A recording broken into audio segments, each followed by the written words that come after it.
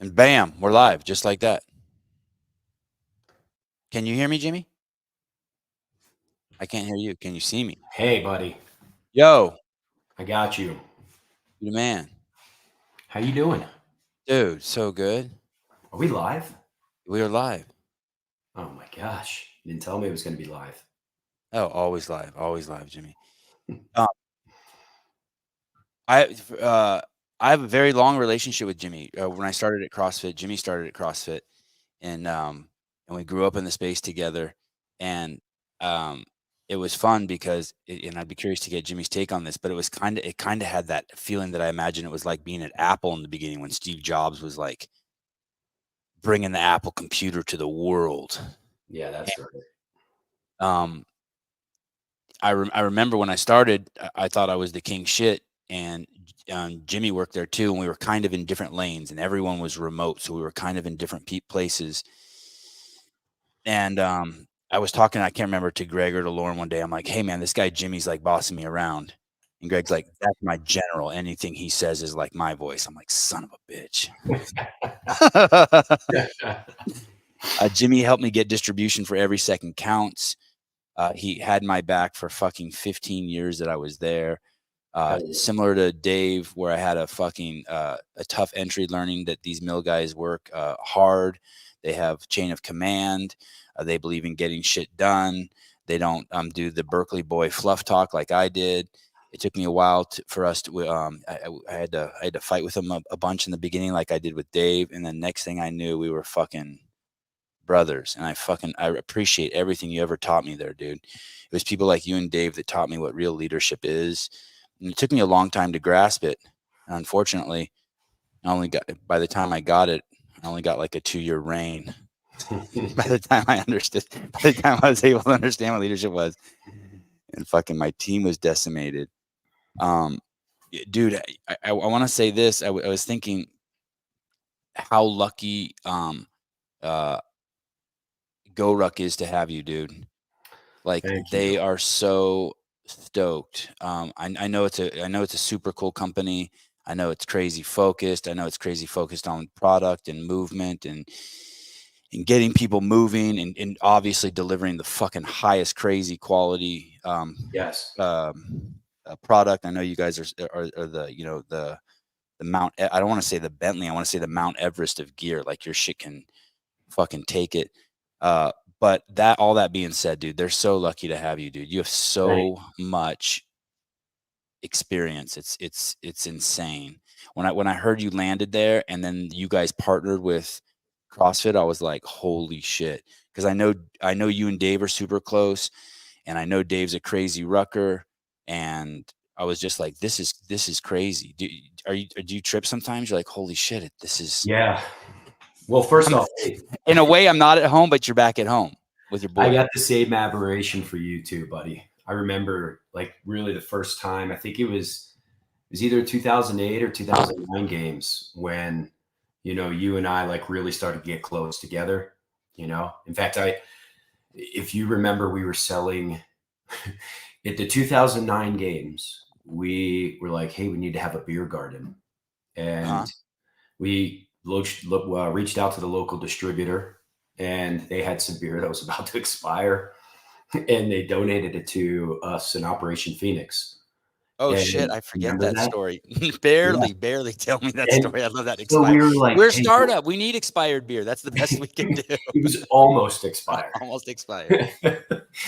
But they donated it to Operation Phoenix, and we sold them for $3 and took the money and gave it to Operation Phoenix. But we got all this, like, got the big tent and the beer garden, all this stuff, and they gave us these bottles, and we didn't have a bottle opener, not one. And you had your Winnebago RV thing there, and you're like in the middle of shooting. I'm like, bro, do you have a bottle opener? And you're like, you just like go check in my RV or whatever. So we ran in there and I like ravaged the drawers and all that stuff. We ended up getting it. But anyway, I appreciate you. Did I ever get my bottle opener back, Jimmy, or do you still owe me? Not. You owe me a bottle opener? I mean, I'm going through the drawers and finding all kinds of paraphernalia, so I just this guy. I'm like, okay, got it. You saw some hippie candles, some weed, some big condoms. long mushrooms. Jimmy, how old are Yeah, you? I'm 43. In how many kids do you have? Five Good kiddos. job. Good job too, dude. Yeah. That was something that I was always blown away. I'm like, this guy does all of this hard work. He does all of this travel. And I think when I met you, did you have any kids? Yeah, I think by the time you and I met, we had three, or at Three. least two and Okay. a half. At least two and a half. I mean, you know this, and any man out there that's got a strong marriage knows that like the backbone of the family is the wife. Madeline's just a Yep. pistol. She's a Yep. foundation of a lot of all this, and especially in military They families. man the command center, right? If you That's got a right. strong woman, she mans the command center. She's in charge of the base. Yeah, that's right. And in the military world, right? Like she is that COC. While you go out and do the things that you need to do, she keeps the family glued together. She, raises the kiddos, while you're not there, but then integrates you back into the systems when you get back, right? And we had an easy transition because we had been deploying, like the family. I had been deployed a lot, and she had been used to it, right? And CrossFit was, yeah, it felt like We Apple. traveled a shit ton. We were always on the road. Yep. Tons, and sometimes it felt like why are we doing this? But we were growing a brand, growing relationships, going to places and throwing our love on them. And it was fun. It was spectacular. But yeah, it was, so we had three kids at the time, and, she was used to it. We did it well, and, and it grew. And, it's kind of a similar situation now. I mean, I'm still a reserve Marine. I travel a lot for GoRuck, and it's one of those things where we're used to it. We use the analogy in my house. Like I go out and hunt and I bring the meat home and I help process it. But like, she's the one that, does the rest of the stuff. And it's a great relationship. And I'm like really honored and, proud to have a wife like Mads. We'll get to the details, guys, as we go through. But like I said, Jimmy and I started CrossFit around the same time. We were there through all the fucking epic growth. We were there through the transition, and so we have that in common. There's probably, I don't know, a handful of us who took that journey. And I always, when I was a kid and I would go to school, I always enjoyed going to class because of like a friend I had there, and I always remember any trips I went on, I would always be so stoked to see you. I'd be like, oh, there's Jimmy. And I would try to hang out with you as much as you. I was like a little kid. I tried to sit next to you at the dinner table. I always enjoyed our conversations. I enjoyed like the way we interacted with the world. And I just appreciated that. And it was so cool because there was never any, with our group, me, you, Greg, Dave, Nicole, et cetera, a lot of people I'm not naming, you never had to be fake. And there was never that awkward re-entry. It was like we were just all siblings and we just all were back in the van together cruising. That's right. Yeah, I agree. Yeah. I mean, that was a special, we had some really good times, like just great laughs, a lot of fun experiences, met a lot of interesting people in a lot of different countries. And I agree. Like I always come home and tell, Mads, what we always had a good time together, you and I. And David, up early and stayed up late. Like that's right. Fucking grind. Just that's grind. Right. Yeah, bumping into you in the hotel gym pretty regularly. Yeah. But yeah, it was a good time. And like, yeah, we had something special with, Greg, Dave, Nicole, you, a few others, but like that was a core, that was really the heartbeat of what we had. Yeah, it was pretty special. It's interesting. You say when you're 43 now, I had my first kid at 43. Yeah. Crazy. Well, right? Hey, look, but you're still having them. No, yeah, that's permanent. There is no more of that anymore. You're stopped at 5. Yeah, we're done. I mean, we took a 9-year break between number 3 and number 4. So, we have a 6-year-old and almost 4-year-old, turns 4 next week. So we started over and it's been magical. Like people ask me all the time, like, or say to me, like, you're crazy for doing that. And I kind of look at them And I look at the little ones and I'm like, you're crazy for not doing this. Like, Right. this is amazing. This is a really, yeah, look at that. Yeah, that's a few years ago. But yeah, you're crazy for not doing it. Like, look, I was 24 when my son Jimmy, was How old is born. he now? How old is he now? He's 19. Okay. He's 19. So he's at ASU, Arizona State. The one on the left there, the beautiful one with the yellow shirt on, that's my Corinne. She's 17. She graduates high school. Wow. And the piercing look on the right, that's Michaela. She's 14. She's a freshman. We took a long break, but I'll tell you, like, with that first batch, we were young, our pants were on fire. Like, it was one of those things where me, especially, I was like, hey, I can't wait till they do X, I can't wait till they walk. Can't wait till they talk. I can't wait till they do this. Right. And, and that was for the first three. It was kind of like, well, let's rush it along. And I'll tell you, for the last two, it's been the exact opposite. It's like, push the pause button, enjoy it. Like, you realize how fleeting and precious those moments are. And you don't want to give them away. You don't want to give them away, because it's a whole different feeling when your son goes off to college. And now I've got my daughter. I was just at her senior night for wrestling, and they put a video up on, of her, like, throughout the years on the big Jumbotron. And I'm like, sitting in the back, hoping no one sees the tears rolling down my eyes, Dude, I love it. Yeah, it's like, your daughter's wrestling, Jimmy? Yeah, both my daughters wrestle. Well, God, you both must my be so older proud. It's pretty special. I mean, girls wrestling is an up and coming sport. It is empowering. It's the exact opposite of what you would think it would be. Exact opposite. In the jiu-jitsu scene, the powerhouses for sure, the girls, when at the age my boys are at, like, Yeah. there's this whole, cohort of girls who are under 14 years old, who are on all the Instagram reels, the shit they can do, their reaction time, their intelligence. It's on a whole nother level. It's crazy. And like, they don't have the egos that you and I have. You know what I mean? Like, I'll tell you that, growing up in New Jersey, wrestling is life. Wrestling, football, baseball. And that's what you did. That's what you did. You grew up in New Jersey? Yes, South Wrestling. Jersey. Okay. Outside of Philly, on the Jersey side, of course. But wrestling is a big sport. It's, you start when you're 4. That's when you can. That's when I did, and you just go. And wrestling. I mean, wrestling rooms are packed.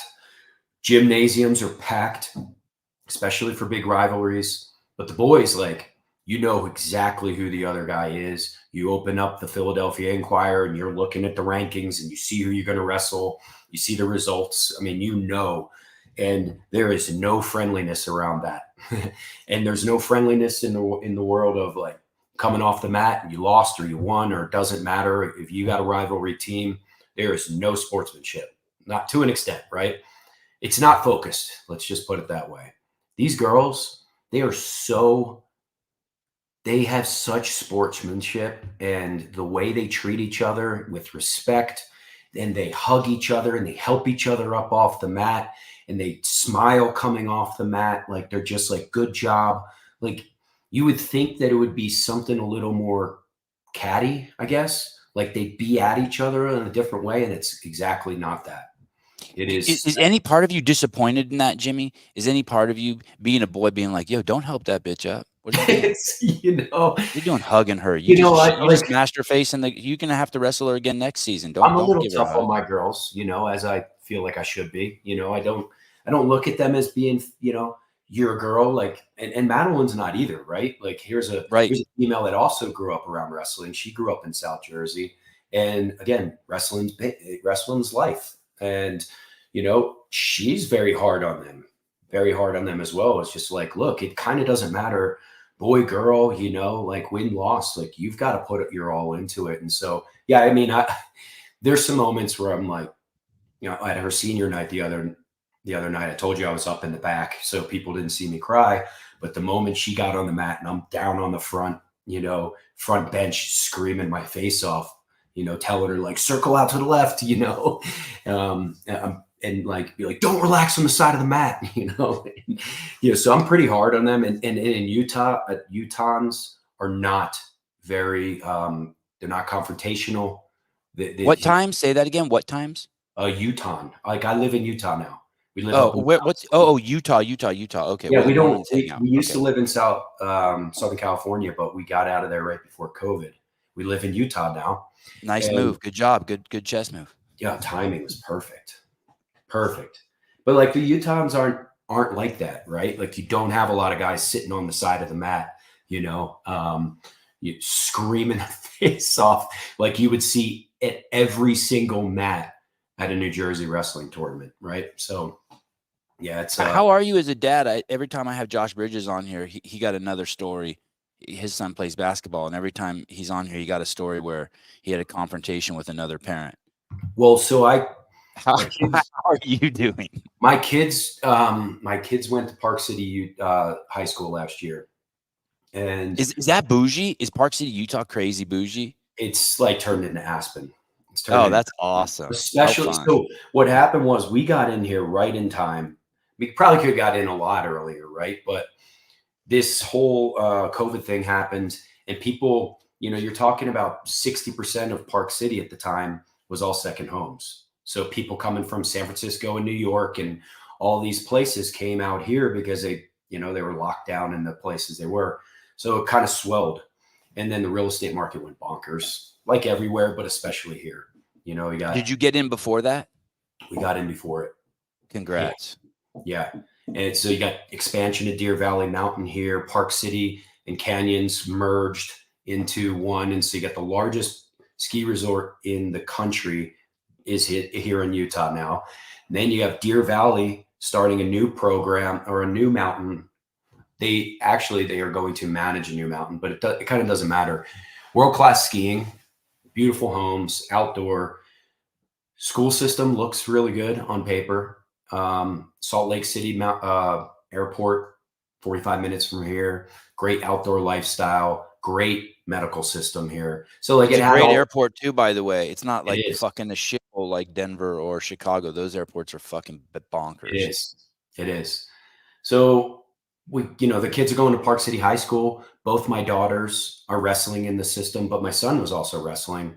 And the coach, they haven't hired a real good coach in a long time. Right. And so I'm volunteering and so I'm on conference calls, rolling into the wrestling room, going on black for practice and then getting on conference calls afterwards. But anyway, we took a small little team, you're talking 7 or 8 boys, never filled out a lineup, and 5, 6 girls. And we just, with some other dads that their kids had already graduated, they just did it for the love.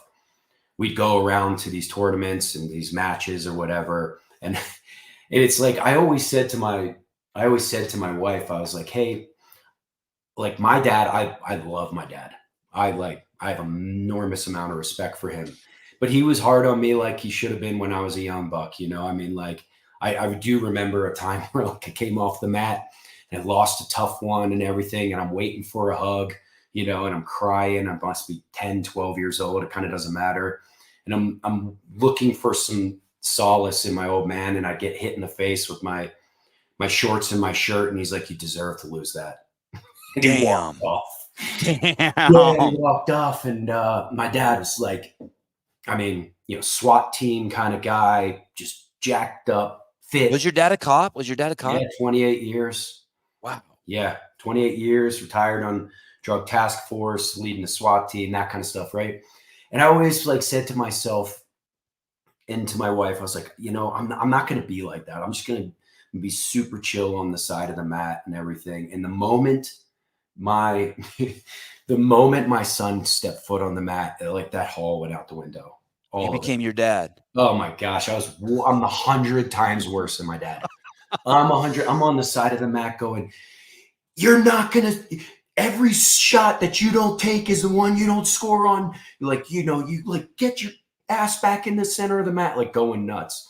Well, I would take that to my coaching too. And so the amount of referees that aren't used to that kind of coaching on the side of the mat, like taking them to the table and going, challenging their calls and stuff. The amount of times I've been thrown out of matches is kind of insane. Oh, really? Really? Yeah. My wife would I'd come home and she'd be like, how'd it go? And I'm like, oh, it was great in the parking lot. It was great in the parking lot. Yeah. Hey, I want to ask you about that with your dad. As a tenor, because it's always tough to know. Some of my most fondest moments when my parents did console me. You know what I mean? Like, I have a toy and I'm walking down the street and I trip and fall. And my toy hits the ground and breaks. And my dad's like, "Don't worry," and he walks me right back to the toy store and buys me a new one. And I'm like, those memories like have stuck with me my whole life, right? But on the other hand, like now that you're a parent, your dad didn't want to treat you that way, but felt like it was the best choice in order to get the best out of you, because at the end of the day, someday he's going to be gone and his son Jimmy's going to be left alone in the world and needs to be tough. Tell me about do you remember that moment he did that? How did you process that? How does a kid process that? Are you able as an alchemist to turn that into something positive? Yeah, for sure. For sure. Like, I think today there's a lot more of the condolences and the solace and like, hey, you tried really hard, right? And that's really good. At least you tried. And that's not how, it's like I got some of that, and I got the perfect amount of what I needed of that, right? But he also knew being the oldest of 8. He's the oldest of 8 in an Irish Catholic family, of all blue collar workers, going in and, he's got all his brothers and sisters to take care of, and he's got his new family to take care of. My mom worked for the state as a court reporter, like just hardworking family. He knew that, the world's not going to give you, it's not going to give you stuff on the silver platter, right? You got to go out, you got to work for it. And like my old man, he was always engaged, right? Like it wasn't like he would just sit in the stands. He helped coach wrestling, he helped coach football, he helped coach baseball. So and what's important about you saying that is he wasn't just a dick. He earned his right to be a dick. You respected him. It wasn't like you were getting beaten by the drunk dad. It was like he earned his spot at the table in your life to give you that feedback. Oh yeah. I mean, and like I still have an enormous amount of respect for my old man. He's just a great person. He's a great person, and I get to take like some of the hard love that he gave me pretty regularly, and that generally came in around sports and academics. It was always like, hey, school is number one. That was always it. Like in my house, school's number one, and I don't give a shit how good of a wrestler you are or a football player. You're not playing if you don't have the grades. And the grades were A's and B's in my house. Don't bring home a C. Do not bring home a C. And if you did, it was like you waited till next semester, and it didn't matter if it was like summertime. Next semester, you get to prove when that report card came home, because there's no. You remember it was like it came home in a paper, a manila folder kind of thing, and that was when the grades were out. All these systems today where I can go check my girls' grades this moment to see if they can go out, like on some app or whatever, that didn't exist. So it was like, I remember that 4 times a year. The quarters were scary. That was some scary shit. Yeah. That manila folder comes out and you pull it out and you're just nervous as all hell. But it looks like a speeding ticket. They even write it on the fucked up weird paper like that. Like one of these? Yeah, totally. And it was yellow. I don't know if it was that yellow, but I remember it was that flimsy paper, and you're like, oh shit, here we go. Jimmy, I'm gonna come back to your high school. Hey, what's the hardest ruck in your life that you've done? What's the hardest ruck? Jeez. We used to do these, it was called a McCree, and any Marine that was working up in deployment would know what a McCree is. And is that named after somebody? I can't remember. No. In the Marine Corps, it's dumb the amount of acronyms that we have.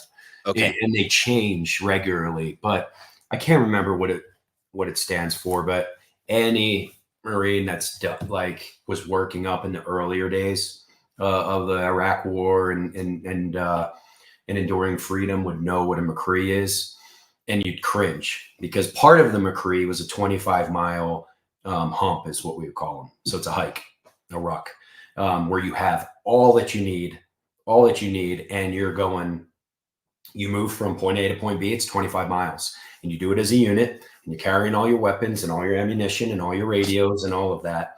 And those are really difficult.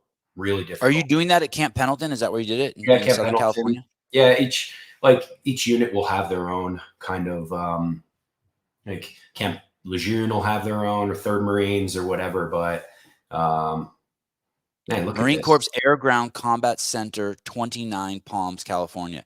Oh, no, that's but yeah, that's what it is. Evaluation exercise. Okay. Yeah, so you do it. So that right there. So it's getting a little bit deeper than probably necessary. But when you form, see, there's all these different units in the Marine Corps, right? And the Marine Corps is unique in how it structures itself different from other units because it'll form what's called a Marine Air Ground Task Force. It'll take infantry grunts, they'll take force reconnaissance guys, they'll take intel battalions, truck battalions, and it forms this larger unit. And this is what makes the Marine Corps unique, is that it bases that unit on the mission set, right? And once it forms that MAGTAF, Marine Air Ground Task Force, then it trains to it and tests against it. It's pretty special, but that McCree hike is no joke. Does anyone finish? How much does that weigh? How much does all your gear weigh? Do you remember? I mean, you're talking 100 pounds with flak, Kevlar, what you're carrying on your back, ammunition, any of this stuff. You probably wouldn't be carrying ammunition at this one. I don't recall. But anyway, you simulate that with weight, right? You'll be carrying, you'll be carrying radios and batteries, weapons, all that stuff. I love your money penny here. Just keep him pulling up. Oh yeah, Caleb's the shit. Yeah. Yesterday I had a guy in the show and he's like, "Hey, how come you're not bringing stuff up?" I'm like, "Caleb's not here."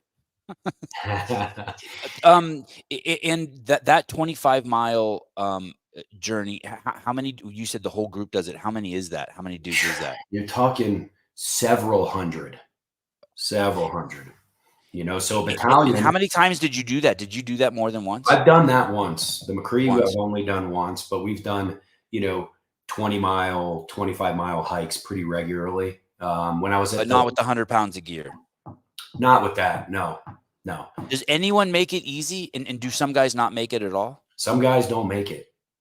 And like the idea is that you move at a rate that you can, well, first what they're trying to do is make sure that you are training to be prepared for it, right? That's the bigger thing. It's not like they go, "Hey, wake up and we're going to do a McCree hike today." It's not like that. It's like, hey, part of this whole evolution in the training this day will be a McCree, and back off that and make sure your units are prepared. And so, it's one of those. Are your feet fucked up from that? Your feet Dave was telling Dave they are fucked up from that? Yeah, you get me, because that's the other thing, right? Like, it's one thing to go out on just a ruck where you're in a controlled environment right now, right?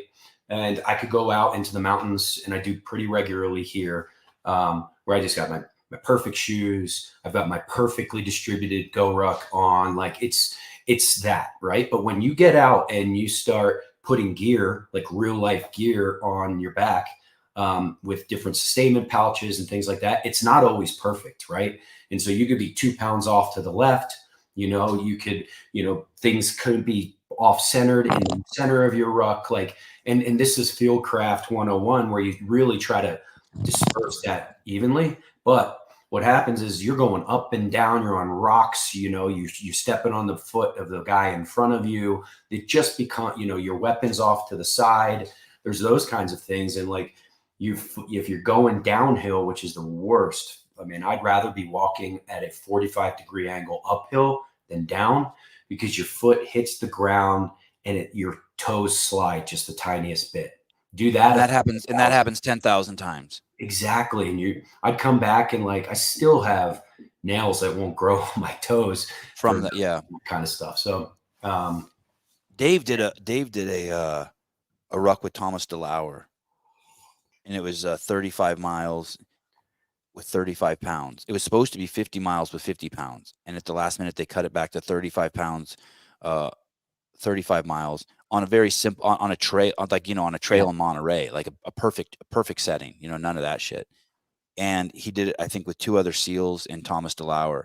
And he said when they got back, their feet were just destroyed. He said one guy's feet, the bottoms were just completely just fucking hamburger meat. Yep. Yeah, they were fasting too. I think I remember that. Yeah. He's like, do you want to go on that? I'm like, yeah, but I'm not carrying anything. He's like, well, I'll just put a backpack, but nothing in it. I'm like, no. I'll tell you that, like, when I was at the basic school, which is like the first thing you do as a Marine Corps officer. So like you get commissioned, but you don't just get to go to the fleet. You go through the basic school, and the basic school is 6 months of like, this is how you become a Marine officer. Like, and the Marine Corps looks at every Marine as a rifleman. That's how they say it, right? Doesn't matter if you're a truck driver, intel guy, sit behind a computer, radio operator, or a radio geek, right? You will learn how to shoot, move, and communicate. And in the officer side, you go through the basic school, and they basically take you through as if you are an infantry officer and how to lead Marines to shoot, move, and communicate. And so, like, I was there 6 months. We'd had our final hike. We came out of the field. It was, I want to say, January in Quantico. It was really cold, snow on the ground. This is where I started to learn, like, my field craft was not that good at the time, because you're out in the cold and you're just trying to stay warm, right? You're gobbling up calories, and you don't really want to drink water, because it's freezing outside. You just, like, you should be drinking water. You should drink a lot more water. But we had a 20-mile hike from out of the field back in, and I didn't change my socks on the stops like I should have. And I just got lazy. I didn't do that. When I got back from the end of that 20-mile hike, I had blisters on the bottom of my feet. Oh my God. This big, and on my heels and everything. The next day we had a land navigation course out, and it was like our final land navigation, and I could barely walk. It was miserable, and it's timed. So, like, I'm like duct taping my feet and everything, and it's just like, anyway, probably more information that you guys need. No. You're here to tell these stories. I love these. Jay Hartle, good socks and boots make a huge difference. That was interesting to hear Jimmy say that you needed to change the socks. Jeffrey Birchfield, Dave Castro is doing a ruck at the Health Summit, which is on February 3rd, 4th, and 5th, right, I think, in Austin, Texas, in conjunction with GoRuck. Oh, that's cool. Are you going to that? I'm going to be on military duty, but Kerry Hare's going to go. Kerry. Okay, awesome. And he represents GoRuck. Yeah, Kerry. Yes, when he got let go, Kerry. He's just a great person. Yep. And we've got a fucking, awesome culture at GoRuck. Awesome culture, and Kerry's that kind of person. We got great people with amazing capabilities, and just really good people. And How many people work at GoRuck, Jimmy? How many employees do you guys have? We have about 55. Holy shit! Yeah, growing fast. And when you say it has a great culture, you came from a company that had a fucking insane culture. I mean, everyone there was just so excited to come to work and grind. Is that what you mean? Yeah. Or what's the culture like at GoRuck? Yeah, I mean, I would say GoRuck feels a lot like CrossFit circa 2009 through 2010. Wow. Yeah, wow. It's amazing. Our founder, Jason, is just a great person.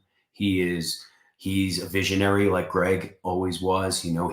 He is steadfast on what's right around gear and durability, and on, like, this is he's an SF guy, special forces guy. This is on brand for SF. In fact, we have, Jason keeps Richard Rice. Look him up. I mean, he's been in every war. He was at Black Hawk Down in Mogadishu. He was in Vietnam. I mean, this is a crazy decorated Green Beret. Jason keeps him on staff. He's a head of product at this moment, but he's a lot of Jason's kind of right hand to go, am I stepping away from my SF roots? And so anyway, we've got this great culture. at GoRuck, and it's like you got a bunch of people that are excited to come to work. You got, yes, Richard Rice. There he is. Legend. Hey, Jimmy, was he in World War II? I bust his balls. Yeah, I bust his balls. No, but all his the semen, time. but he was a sperm in World War II. His dad was in World War II. He was just hanging out in the nuts in World War II. Look at that. Go down a little bit. You know, Eagle Claw, Grenada, Panama, Nicaragua, Pakistan, Afghanistan, Battle of Mogadishu, Black Hawk Down. Look at his favorite animals are donkeys. They aided in the Mogadishu resistance to the Soviet occupation. You even know what his favorite, whose favorite animal is a donkey? Jesus. Workhorses. Guys that know that those things just carry weight. Has this guy become a friend of yours, Jimmy? Yeah, he's a great person. Great person. And he's like, it's crazy because so you're getting crazy stimulated at GoRuck. You're getting crazy stimulated. You're in hog heaven. Yeah, I mean, look, you know, you go, this is the thing with Rich, right? I'll bust his balls or whatever about being old, but like you shake his hand and there stands in front of you. I think he's 75 or so. But like you think about that guy when he was 30, or I look at him and I'm like, man, this guy's stone cold. You know, he's doing some really serious stuff. And like, this is just a sidebar, but I've had a lot of interactions with veterans throughout all these different wars, right? World War II, Vietnam, Korea, whatever. And like, there's this crazy amount of respect that goes between all of them. You know, World War II guys, I look at them, I'm like, these guys are nuts. Like, picture being on one of those boats and landing under fire. And it's interesting because this respect that they have for my generation of Marines or, you know, soldiers or service members, they're like, you guys are nuts. Like, at least we knew where the enemy was and it was in front of us, right? The same thing, Vietnam, Korea, all these different places, right? And there's this mutual respect between them all. And I look at Rich and he's been through so many of these things. And I'm like, man, he was in GWAT, right? But he was also in Vietnam and Grenada and Panama and all that stuff. So anyway, just kind of a tangent. Was that guy special forces too? Yeah. Richard? Yeah. As a Marine? No, Army, Special Forces, Green Beret. Well, and he was probably in even before there was a Delta Force. He was one of the founding guys. Oh shit. Wow. Yeah. Yeah. Wild. How fun. Man, you're home. You're home. What back to the culture of GoRuck. It's like, look, we make really great gear with like that's good enough for these special forces dudes, right? Like we like to say internally, which means it doesn't fail. Which means it doesn't fail because you're not going to Amazon Prime something in to the places where like that you need something, right? So we make it so that it will test, you know, the hardest conditions, and like we offer a lifetime guarantee against that. Meaning, like, if you figure out a way to rip, tear, break one of our rucks, we'll fix it. And if you don't want it fixed, we'll send you a new one. And we've got a repair shop right across the desk from our CEO. Sewers that mostly do customizations, you know, but do some repairs. But most of our guys, like, they love their ruck, and they're like, hey, I want an inside panel that's, you know, digital. Right? I want digital camo inside, or I want this one strap to be this color. And people customize their rucks all the time. But yeah, it's such a great culture. I'm so like blessed to be there.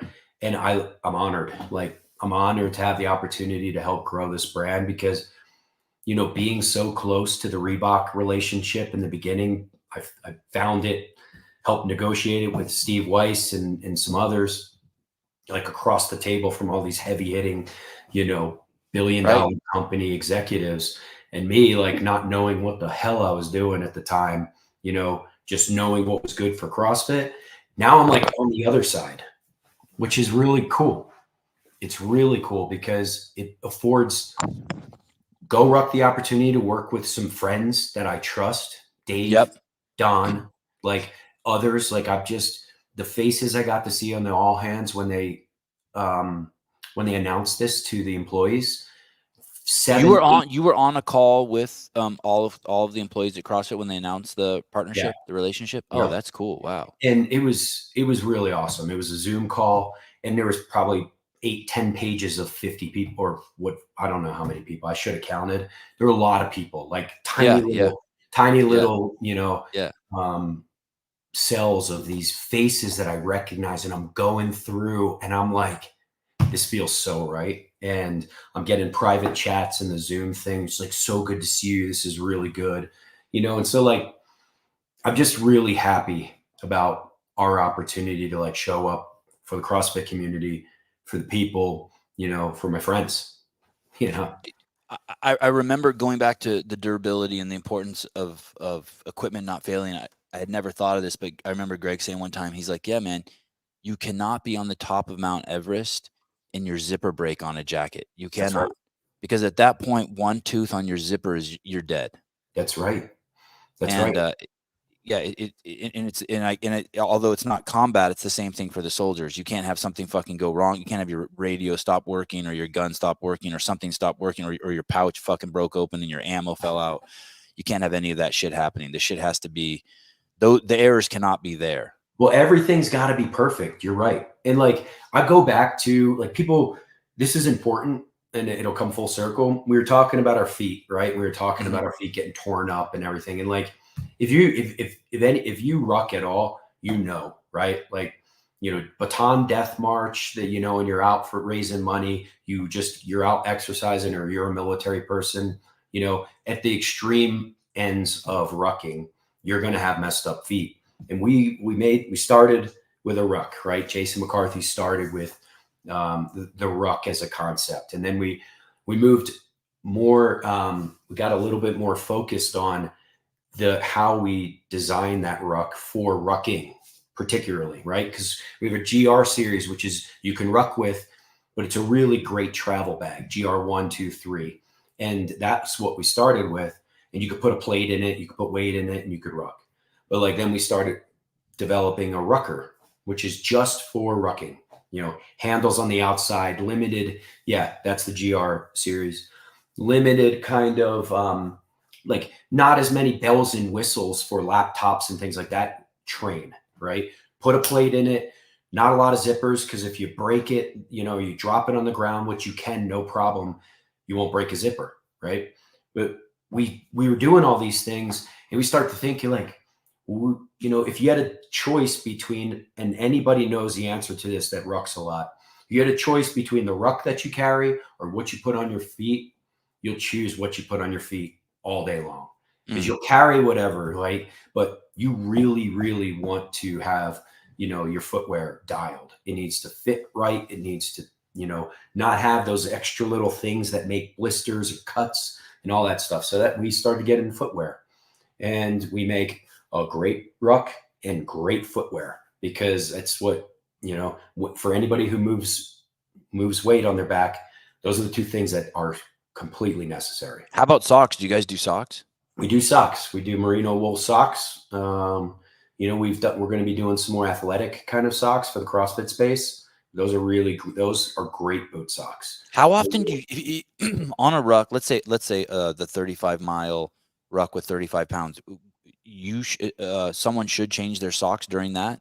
Oh yeah, probably a minimum of 35 miles, four times, 4 times. Wow. Like guys like. Can you put the old socks back on, Jimmy? Can you just rotate between two pair, or no? I wouldn't do that, but if you had to, do it. Why do you need to change them? Because they get wet. They get moist. They get moist, and what happens is like that moisture will start making the sock move like this, right, against your skin, and you'll start getting hot spots. Like if you've been out on long it's friction. walks, it's friction. Yeah. You want to limit all friction. Exactly.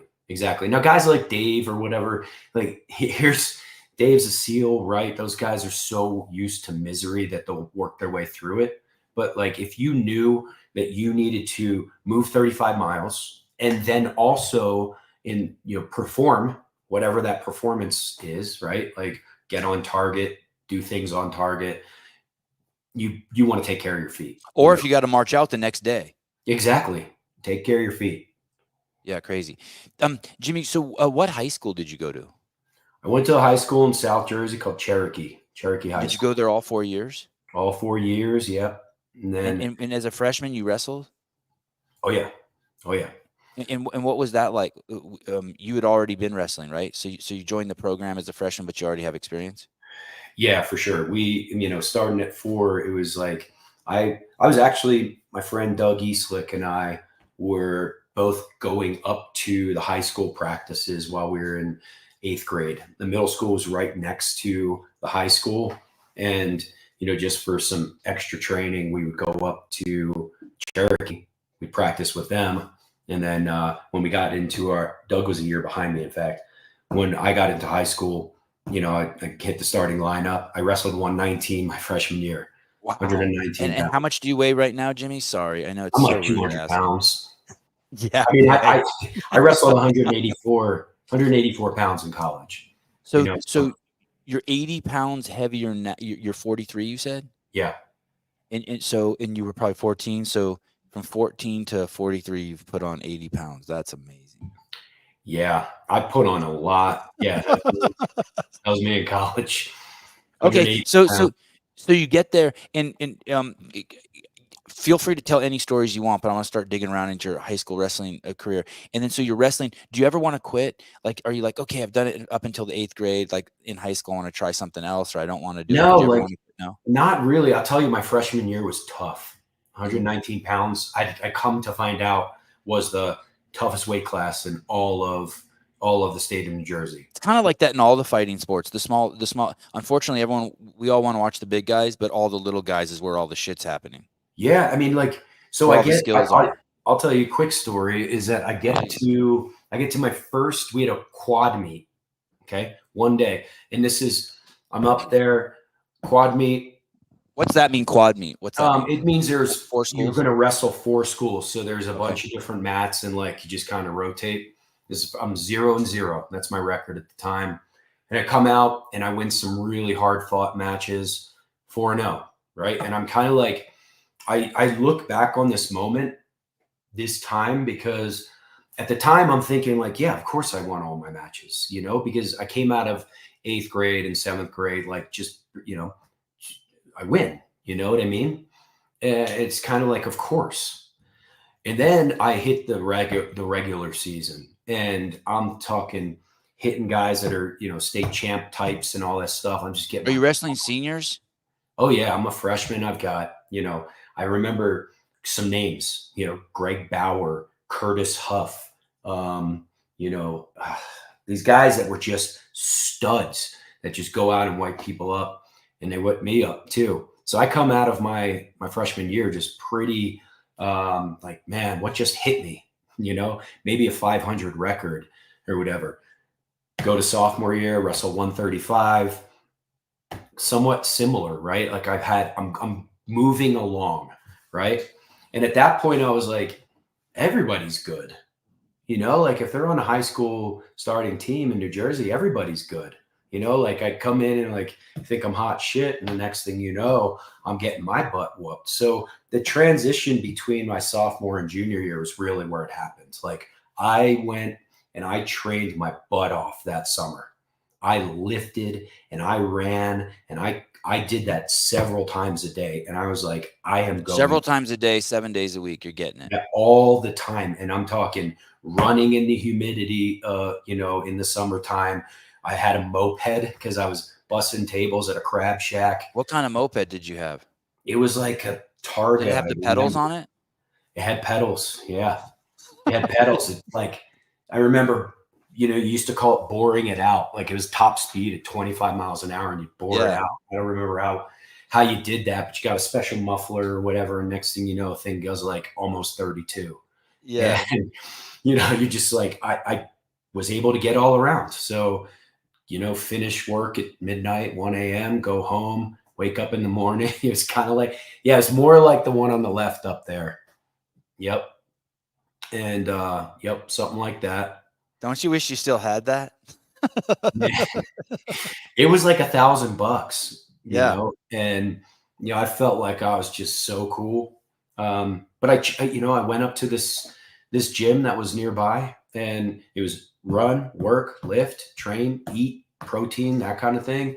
I went back into my junior year. I wrestled 152 that year, and had a pretty decent season, and came out of that, and I was just like, I was very focused going into my senior year, and I went undefeated until states. And I'll never forget, like I lost a 1-point match to, I remember the guy's name, but I'm not even going to give it to him right now. It still haunts me.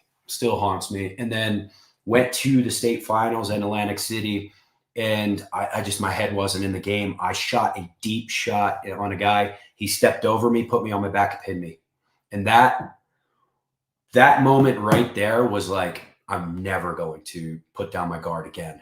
And I ended up wrestling that guy in college. He went to the University of Maryland, and I beat the snot out of that guy. Do you think he remembered you? Do you think he remembered you from state? I'm sure he did. He wasn't supposed to win that match, and he caught me. And it's one of those things that all wrestlers get, right? You just get caught. Yeah. And I beat the snot out of him in college, and it was just like, take it on to the rest of my wrestling career. But I got go ahead. You graduate from high school, and then what did you want to do after that? The whole time I wanted to go to the Naval Academy. You did? Wow. Oh yeah, I knew I wanted to go to Navy. Anybody who knew me knew, by 7th grade, I was like, I want to be a SEAL.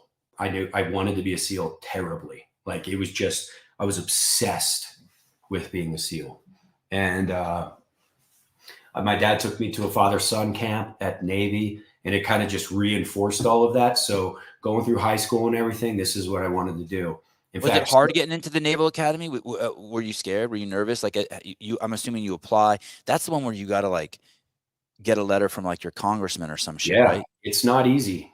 It's you got to have great academics. You got to be, well-rounded. They want to see like you're volunteering in the community, that you play sports. You've got, captain of your team, they want a robust kind of candidate. And I applied to Army, Navy, Air Force, and I think someone along the line was like, it'd be great. You just want to show that you want to go to Service Academy. Hey, were you the captain of your wrestling team in high school? Yeah. Junior and senior year. Sorry, I want to go back there a second. Was that your first time in like a leadership position? What was that like? Did that come naturally to you? What was that? Did someone teach you or guide you on how to lead the team, or you just remember from the kids before you, or how does that work? I kind of remembered how I looked up to them, right? Like, I've always looked at leadership as like, hey, I like that and I don't like that. I'm going to take that and put it in my quiver, and I'm not going to do that, right? I've always looked at it that way. And there were some pretty I remember really looking up, considering I was coming up from 8th grade from the middle school and practicing with these guys. And I looked up to a lot of dudes that were captains of the high school wrestling team prior to me.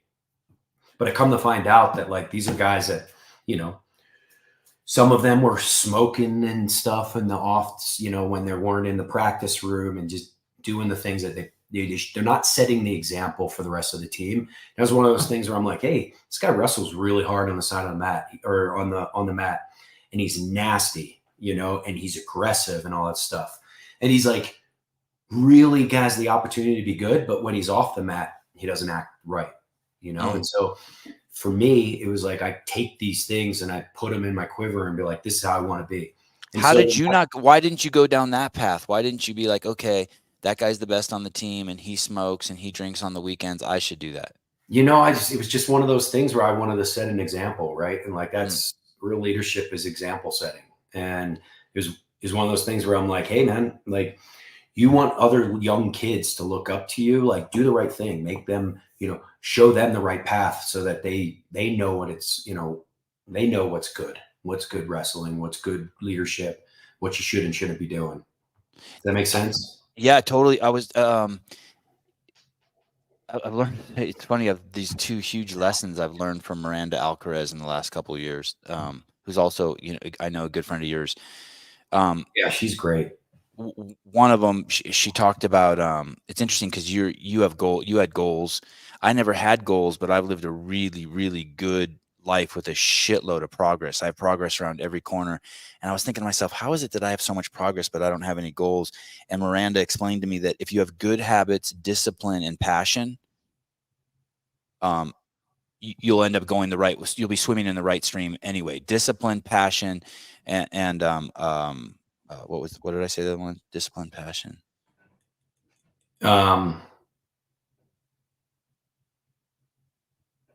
Habits, discipline, and passion. And so, and I'm always like trying to refine my habits. But then the other thing that I heard her say recently, that I always knew this at like maybe the 500-foot view, but I heard her give the 30,000-foot view perspective of it. And this is what you're saying: a character is contagious. Yeah, Character is like contagious, and it's like there's this pure, healthy kind of peer pressure, right? So, and you've seen it at the table. I'll give one. As soon as you see someone smoking on your team, there's a subliminal message from you that it's okay to smoke. Yeah, that's right. So that right, or when you're around someone who's eating like an asshole, you're like, okay, they're kind of giving the okay for everyone else to eat like an asshole. Yeah, and as a leader, you have to spot those things and not do those things. Yeah, that's right. Yeah. And you have to set the example. And sometimes it's not comfortable. You're uncomfortable socially, you might be physically or emotionally uncomfortable, there's those things. And it's like, you think of these people, I have people in my mind that you just look up to and you're just like, man, they're just a beacon for what's right. They're a beacon for, setting an example. They're, fill in the blank, I remember talking to you one night. This could have been 10 years ago when we were at dinner, and I was just tripping that you went to the Naval Academy. And I remember saying something and I'm paraphrasing, but basically you said, hey man, it was a fucking lot of work. It was almost like too much work. It was the 4 years went by, and I didn't get to like even like smell the roses at all. Yeah. And it was a fucking grind. And you didn't go as far as to say, I wish I didn't do it, but you alluded to the fact that maybe you missed some other things. Yeah. But now you're 43 and you're the president of GoRuck, and you've come up through one of the you got an insane education through the upbringing your parents gave you, the wrestling, then fucking the military, then fucking watching what the miracle of CrossFit. Mm-hmm. Now, as every day goes on, is your perspective changing on that, on your time at the I mean, as I get further there, like, would you want your son to do that? Would you want your daughters to do that? It's interesting because my son, he's applying right now. He's what? He's applying. To the Naval Academy. Oh shit. Yeah, I'll tell you that story here in a second. But like, to answer your first question is like, as I get further out, like there's two sayings that I always kind of like think about. Right. And one of which is the Naval Academy is a great place to be from. It's just not a great place to be at. And, like some people thrive in that environment, but I'll tell you, the athletes specifically, the athletes have like, they might get a little bit like of a better look as they come in because they're athletes, right? They're not, there's kids there that 1600 on the SAT 4.0 or 5.0 weighted, whatever you want to say. Like, look, they have perfect grades, but they're not your athletic. There's no athletic prowess there, right?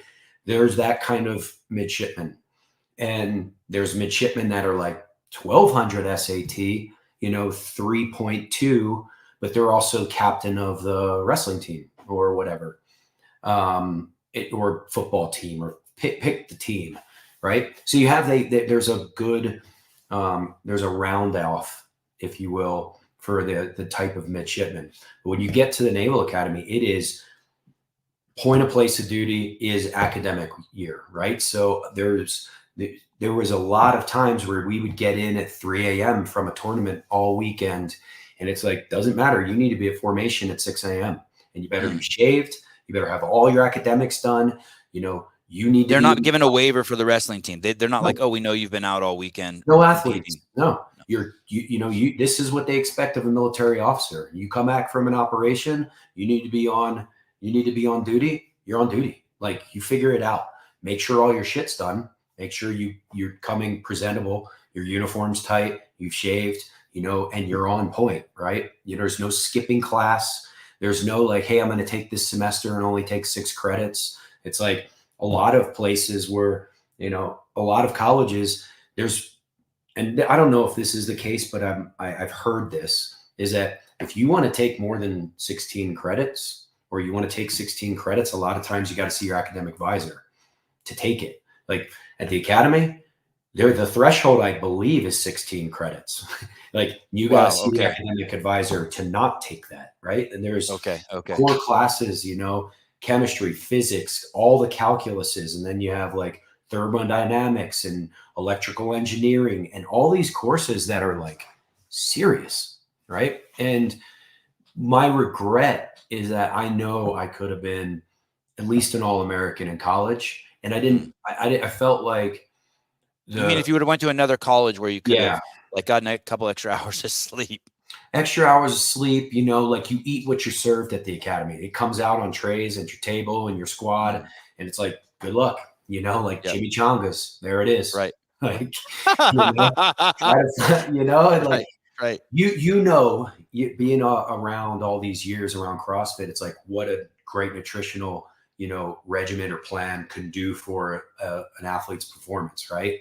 We didn't really have that. And so that was one of those things where I'm like, maybe I should have taken a scholarship somewhere else and then just gone to OCS and went to the military that way.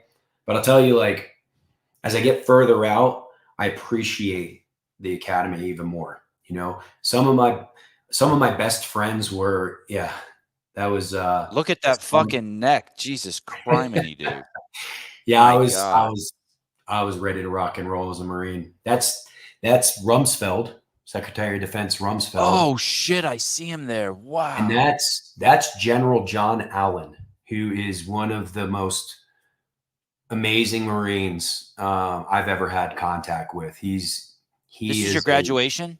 Yes, that's me getting my diploma at the time. Yep. Damn, Jimmy. I was probably 215 at that point. Who took this picture? Do you know? Or does school takes it and gives it to you? I don't know. I think someone got that picture and gave it to everybody at the time. But yeah, damn, good find, Caleb. I'll tell you though, some of my best friends, the people I would call on, would be on a plane today if I just said, hey, I need you on a plane and be here, come from the academy, godparents to my kids, that type of thing. And so, I still am, have met some of the most amazing people. And I'll tell you that, it's not arguable to me, but I think the Naval Academy is probably the best institution to come from, the network and, the academics, and then what you get to do afterwards, but the network of individuals that sit in, the seats. Like Don Fall. Don Fall is a Naval Academy graduate. Was he there when you were there? Is he older? No, he's a few years ahead of me. He is a few years ahead of me. Did you ever see him on deployment? I did. We crossed paths on deployment. So do you remember that, or when you talk, you just it's more that when we talk, he's like, Don, I was here, and you're like, shit, I was there too. Don is Don's a legit Marine. I'm just gonna put it there. I'm not gonna tell any of his stuff, but and that's he went on jobs. He did jobs. Yeah, work was probably very good for him, and so and like, I've got an enormous amount of respect for someone like Don Fall. He is a professional, very professional person. He's got a lot of success on the outside, right, in the corporate world, and he's come to CrossFit with bringing a lot of that experience. If anybody's positioned well at this moment in the current environment, it is that man. He recently, yesterday, there was this publicly, an affiliate wrote, "Hey, I had a run-in with Don, and Don basically told, I'm paraphrasing, but Don basically told me, hey, I need to stop disparaging the HQ." And the guy said, "Hey, I'm probably not going to do that." So Don told him, "Hey, well, then I'm going to de-affiliate you." And it sounds like it sounds like it was both a good call, but it was kind of cool to see that, because we know Greg would be quick to be like, "Here's your fucking money back, get the fuck out." Yeah. And it made the ship airtight. Like, it made us fucking bomb proof. And it's kind of the first time I've seen. It's the first time that I can remember seeing Don's balls, and I liked it. I enjoyed working at CrossFit, knowing that there's a lot of dudes around me who have balls who'll come up and poke you in the chest, and Right. and he gave the guy a chance too, even. But I enjoy seeing healthy manly confrontation. Yeah. I mean, Just like, hey, just straight up. he's crazy professional. He gets out there, but he's he's empathetic, but he's decisive. And it's Okay, time for me to Greg is a friend of mine. I have an right. enormous amount of respect for that man. Still a Like, close friend. You talk to him on the regular. I mean, I Yeah, talked to him yesterday, yeah. Okay. Funny, you were telling me about the girls on the jiu-jitsu mat. He was sending me pictures videos of Riley, going up against the boy, and all. It's like, His chick is a savage. His she's oldest girl fierce. is a savage. She's Yeah. fierce, yeah. But I She'll fuck Avi up. She fucks my oldest boy up. yeah, Like, fucks him and up. it was sad to see what happened with that. Very Oh, sad. you mean But just Greg, the kind of the ungluing of it all, and the pandemic and the yeah, COVID-19 and all that? Yeah, yeah. yeah, It's like, yeah, and I have a lot of loyalty to Greg, a yeah, lot. He's a yeah, great person. He gave me crazy amount of chances, like to get to where I am today. I'm yeah. just gonna be Me too. clear about that. Like, I was a bad guy Yep. hunter. I was a bad. Like, all I did was, and I thought I was going to be a retired Marine, like 20 years. Just Mm-hmm. go and do the world's work. Freedom's work. And it's funny. One of my Marines, Lance Cantu, in fact. Did you know he Mm. was one of my Marines? No, that's fucking wild. For those of you who don't know, Lance Cantu is married to the founder of BirthFit, who's Yep. one of the sponsors of the show. Wow, crazy. Yeah. This world So is so small that we fucking swim in. It's it crazy. is. It is. And it's funny, like a couple of those kids ended up doing really good things. Like Mike Richmond, he goes by the Marine Richmond, bare knuckle fighter. He was a UFC, MMA kind of kid. He was in the platoon. But like Lance will tell you that we used to train differently, right? Because I come from the wrestling world. And then when I got to working up for deployments, it was kind of like I hadn't found CrossFit yet. And it was like, all right, so we're going to ground fight, tire flip, do kinds of that kind of stuff. Lance was the one that was like, hey, sir, you got to check out this CrossFit thing. Oh, And no shit. Wow. yeah. And I was like, And he was formidable. I think Lance went to the games at least once. oh, yeah, he was super fit, and I'm like, okay, this kid's fit. So I go check it out. I remember going to CrossFit.com, and there was one day where they had this dude go. He was on a like jungle gym, like red, blue, green kind of jungle gym on a small little bar that was clearly made for a kiddo. And it was a video on the .com. And I click on this thing, and the dude's on his knees on like in the wood chips, and he does a pull up. He goes right past it, straight up into like a bar Oh, muscle up. No I remember that kidding. video. It was the worst video in the world, right? It was like Terrible. this Yeah. 240 shot on a flip phone. I watched Terrible. that thing 1,000 times. I was like, what the fuck shit. am I watching? Yeah, I yeah. I went out to the pull-up bars. Now I was in my camis. I go out to the pull-up bars, and I try to even get my chest up to the bar. And I was like, holy shit. So I started doing these workouts. And again, long story short, I took it to the infantry training battalion. And I was just basically like, it was .com, it was a blog. And I'm just following this stuff.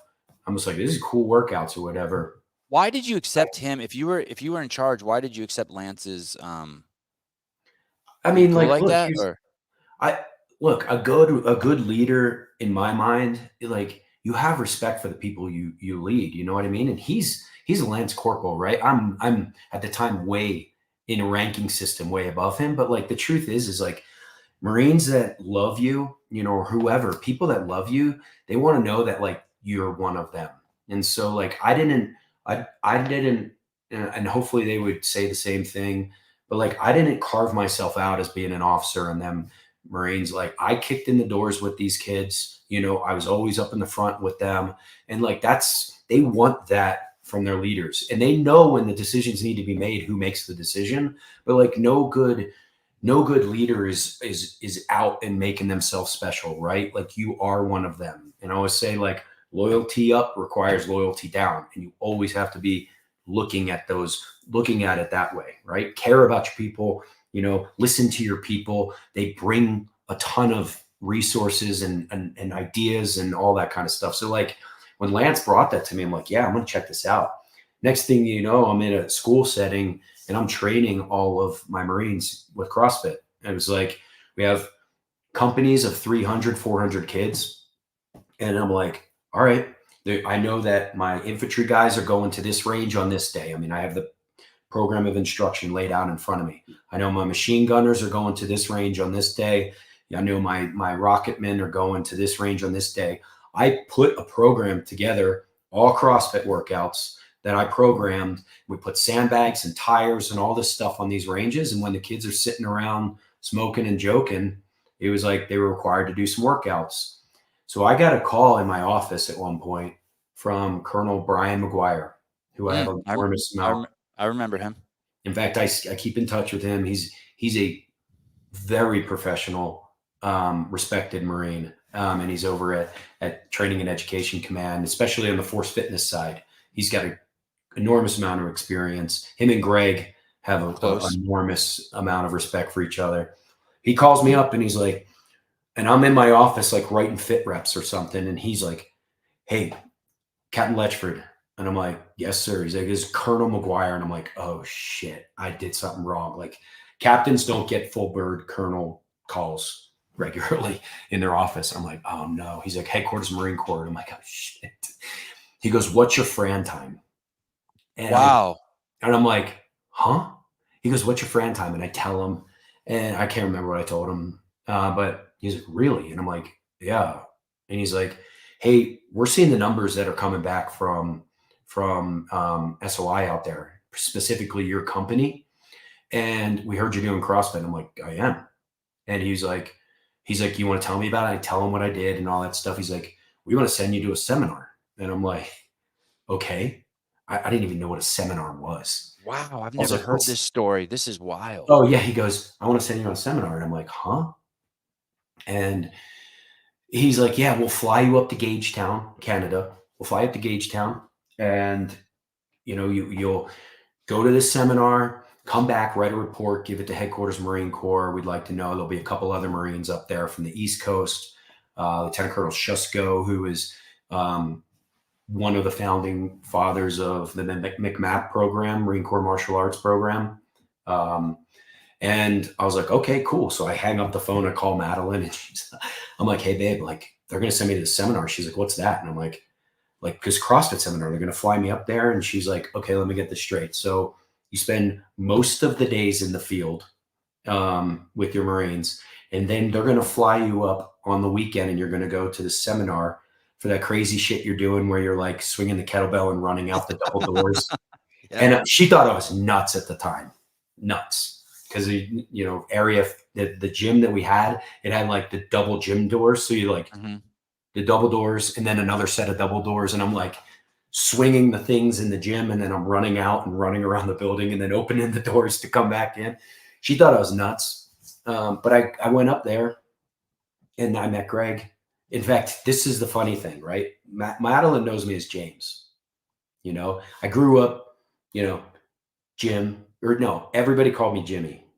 And it was kind of one of those things when you grow up as a Jim or a Jimmy, you like, Jimmy makes you feel like you're a little kid, you know? So it was always Jim, you know? And then I introduced myself. And then when in the military, it's like Letchford James.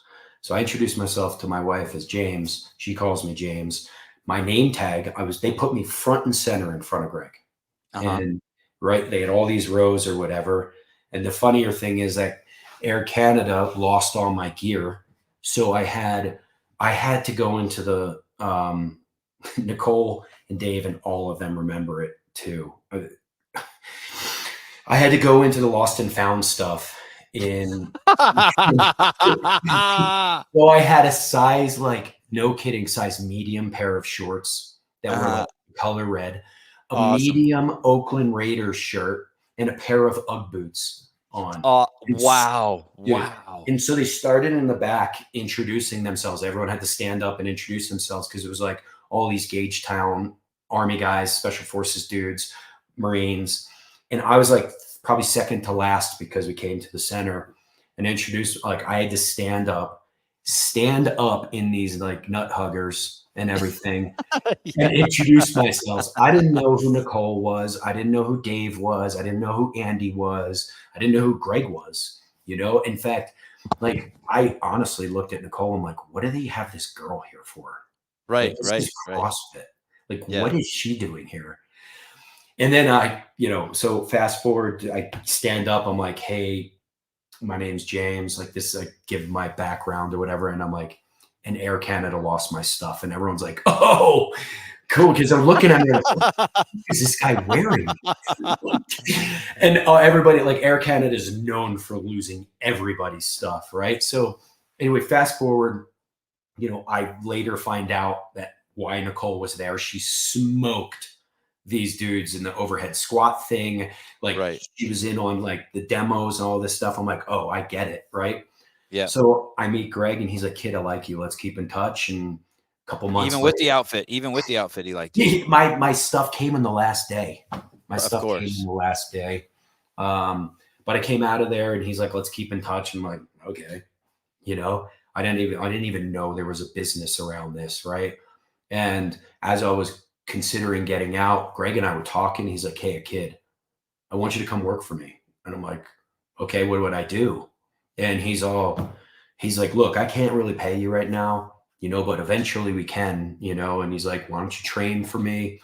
So I got on the seminar staff, Operation Phoenix, CrossFit store, sponsorship. You went to the games too. Didn't you go to the games? I went to the games. Yep. 2008, 9. Yeah, and that's right. God, that's so long ago. I forgot you were in charge of all that shit. The store, the Reebok deal, and you were still in. Hey, when did you finally get out of the Marines? And was it kind of like what Dave did too? Like, how hard was that decision when you're obviously having success in the Marine Corps? And was it the job of CrossFit that pulled you out? You're like, fuck, I got to make this decision. Yeah, it was a tough decision, right? Because I'll tell you, was that the decision though? Like, if CrossFit wasn't there, would you would have just kept going? I'll tell you, this is a really wild story. And like, when so you come up on like a time where you have to make this decision. At the time, it was called augmenting in the Marine Corps. And you come up and far enough out, they want to know, are you staying or are you going? Right? Because there's a lot of things that go into that. Where are you going? You have what's called a monitor. And I'm an infantry officer. And the monitor is a guy who sits above you, and he knows all the infantry officers in the entire Marine Corps. And he knows that Letchford's coming from his B billet, which is some time off from deploying. And what they're going to do is they're going to go, Letchford, chest piece goes here. You're going to this unit, right?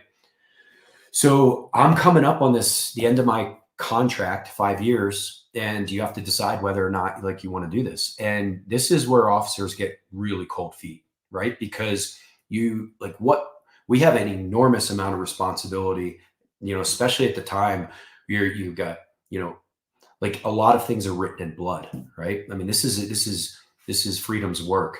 But how's that translate to the outside world? Like, in a lot of ways, like at that 5-year mark is probably that you're at the pinnacle of it, because after you do that, it's just bigger kind of responsibilities around killing bad guys, So there's like, it doesn't branch out from there. So at that 5-year mark is where a lot of Marines like really need to make a decision. So I start to get cold feet and I augment and I go on what's called a Marine Online and I put in my preferences and I email a monitor, right? So 4 or 5 months go by and Greg and I were talking and he was like, dude, I want you to do this. And Madeline and I like knew what the next 5-10 years were going to look like. It was deploy, keep going down range and everything. I'd lost a bunch of friends, lost some of my own Marines. And it was kind of like, you were overseas and you lost your own. You were in fights where you lost, like you deployed somewhere with a bunch of dudes you were in charge of, and you didn't come home with all of them. That's right. Yeah. Holy Lance, shit. Lance knows some of these people, you know. Holy shit. Yeah. And you were in these fights with them. Yeah. Yeah. Holy shit. Yeah. I mean, this is what we've all forgotten, you know. Yeah. Current day. Yeah. And I don't want to get into too many politics or whatever, but you know, we just lost 2 SEALs this week, right? And like these are guys we lost 2 SEAls, right? And it's like we don't. Dave got emotional, dude. Dave did a weekend review, and you could tell that he was disturbed, even though he hasn't been in fucking 10 years. You could tell he was I never seen him like that, actually, rattled like that. Dude, like this kind of thing rattles me more now than it did then, right? It's kind of like one of those things, right? The Afghanistan pullout, that rattled me a lot, and I've never been to Afghanistan. But I'll tell you what it like meant to me, right? Because at that seminar that I was talking about at Gagetown, Greg pulled me aside. Greg and Andy pulled me aside. My wife, Madeline, wrote into customer service at CrossFit.com and said, James needs to call home. And was that pre-cell phone? There were cell phones, but I didn't have one in Canada.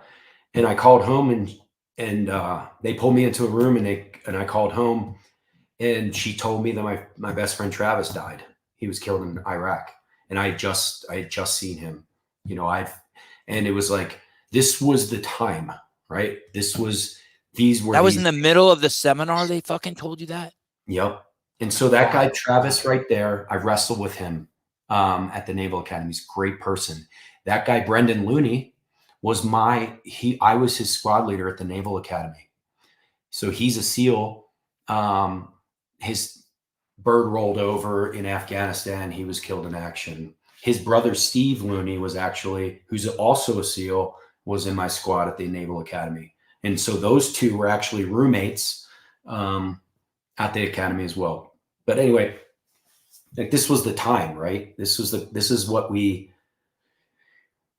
normal, right? But back to the SEALs this week, it's like this is the cost of our freedom. You know what I mean? And that's like these documents right here behind me, like there's just so much, like, I don't know. I'm going to go down a political route that I probably shouldn't, but I'm just saying that, like, you know, there is a lot that goes into making sure that everybody has the ability in the United States of America to say what they want to rest their head at night and know that someone's not going to come knocking on their door, kicking in their door and taking your wife and children and murdering them in front of you. Right. Like, right. We're not used to that. That happens in other places. And it's men that, you know, like Dave, like the 2 SEALs that just, you know, passed, you know, defending other people's freedom, because I'll tell you that we don't want what happens in other countries to be on our front doorstep. You know, we don't want them standing at our borders right now, you know. So the border issue freaks you out like it freaks me out. It freaks me out. It freaks me out a lot.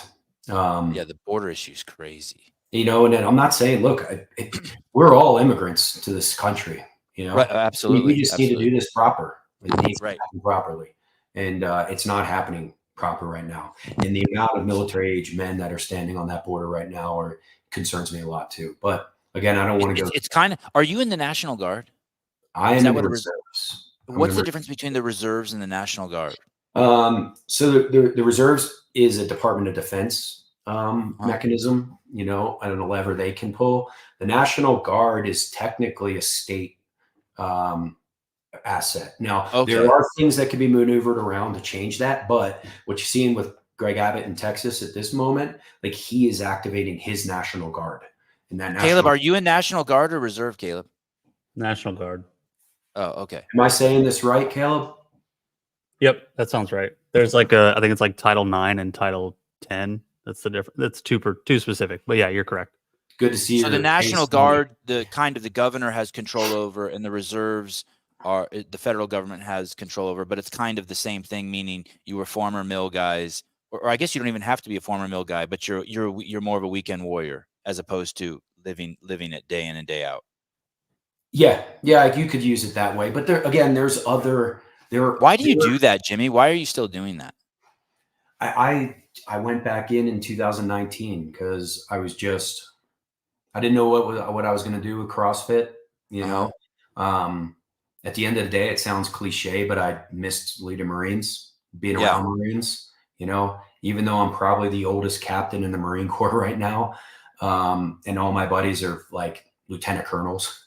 My peers, whatever. It's just, there's something very special about a young man, you know, because I went to 4th Force Recon, and I'm with very established, you know, Marines, right? You're talking guys that have been in for a long time. They're very capable. We do very dangerous things, you know, and the Marine Corps trusts them. I'm now a commander at an infantry unit where you're talking about 19, 20-year-old kids that are willing to raise their hand and go out. And we were out this week in the snow, freezing and shooting and training, right? And there's something very special about a young man who's willing to raise his hand to do that, right? That recognizes, that doesn't fully understand, you know, what's going, you know, what could happen, but is willing to be out there and put their, you know, go into the arena, if you will. When you're interviewing for the job at GoRuck, are they like, hey, you're going to have to quit that. We can't have you get deployed, or we can't have you fucking end up in the board. No, they don't. They're cool with it. I mean, look, these are our people, my people, right? Like these are all of service. Jason's an SF guy. He enlisted after 9/11 because he wanted some. And his wife is a former CIA case officer. I am, you know, my VP of operations was with 10th Mountain Division. We have a cadre that runs our events of 100 and so SF guys, Ranger Battalion guys, Force Reconnaissance Marines. Like this is the you know, this is the backbone of what GoRuck is. And I'll tell you that until we went international, which we are, in fact, we launched the European site in about 7 days. Oh, and congrats, dude. Congrats. Yeah, crazy. We've always said we build better Americans, right? And we do that through communities. We do that through these very, very, very similar to a CrossFit gym. We have ruck clubs. These are miniature churches. These are the people that you're rucking with and you're standing around the cooler with at the end. And then you're also asking them to watch your kids or move your furniture, all the things you and I are very used to in the CrossFit community, right? And that's why, like, we feel like it's a natural fit for us to be in this ecosystem. Yeah. These are our events, right? So we do a lot of challenge. We're redoing this website, by the way, but for those who like want to have a really good time and want to challenge themselves, we have everything from level 1 to level 10, meaning like 150 miles. My God. Yeah. Short courses and short events, like 1 to 2 hours, 100% success rate. Do kids do them, Jimmy? Like the 5K? Yeah. Do I do that with my son, with my 3 sons? Yeah. Totally. Yeah. You can totally do that. I want to go back to you getting out. So then what So I augmented. I put all the I did it. I did that in the MOL, Marine Online, and I told the monitor. 4 months later, I'm starting to have doubts. I'm really enjoying what I'm doing with CrossFit, like my personal growth. And Greg and I are just still talking, you know, and you know how personal Greg is. Greg can make anyone feel like they're the only person in his room. Absolutely. I mean, at the suite at the games, or it doesn't matter where, like he and I just started having a great relationship with him. And he's like, I'd like for you to come work for me. And at the same moment, I get a call from the monitor, and the same moment is like a moment in time, if you will. I get a call from my monitor. He's like, Letchford, what the fuck? What are you doing? And I'm like, what do you mean? And he's like, you haven't augmented yet. You haven't even said. I'm like, sir, I augmented on MOL, and I sent an email to the old monitor. And he goes, well, we don't have any record of it. He's like, and augmenting means that you were going to continue. Yeah. And like, once you lock in, you are locked in. Yeah. And he says to me, you have 1 week to get it in. And I went home to Madeline and I was like, babe, what do you think? I was like, I honestly, I believe God, that's a sign, right? That's a sign. Yeah. And That's a fucking sign. exactly. And I was like, God is telling us something right now. And she's like, yes. She's like, let's get out. And so I did at that moment. And at the time, I'm hustling around trying to find a job. I have friends that have lined me up with Johnson & Johnson and Ernst Young and Goldman Sachs, all these like what you're supposed to be doing, right? Like I got an economics degree from the Naval Academy. I'm going to go be an investment banker. I'm going to get rich. And I'm like, here we go. Let's go. I love the Corps, but I'm on to the next thing. And I'm right at that You did your moment. service and now you're ready to take care of your family. Yeah. And now I'm 28 years old. I've been to combat, I've had responsibility, and now I'm a young buck full of piss and vinegar. And I'm talking to Greg. And I remember telling my dad, I'm like, Pop, he's like, what are you going to do? And I'm like, I think I'm going to go work for CrossFit. And he's like, what? He's like, what? He's like, you've got all this opportunity with these major investment banks and you're going to go work for a fitness fad? Yeah. Exercise company. Yeah. I go, Dad, and there's, I don't know, 50 gyms, 100 gyms at the time. And he's like, you're going to go do that with all the degrees and stuff. I was like, Dad, I think this is going to be big one day. Like, I think this is going to be really big.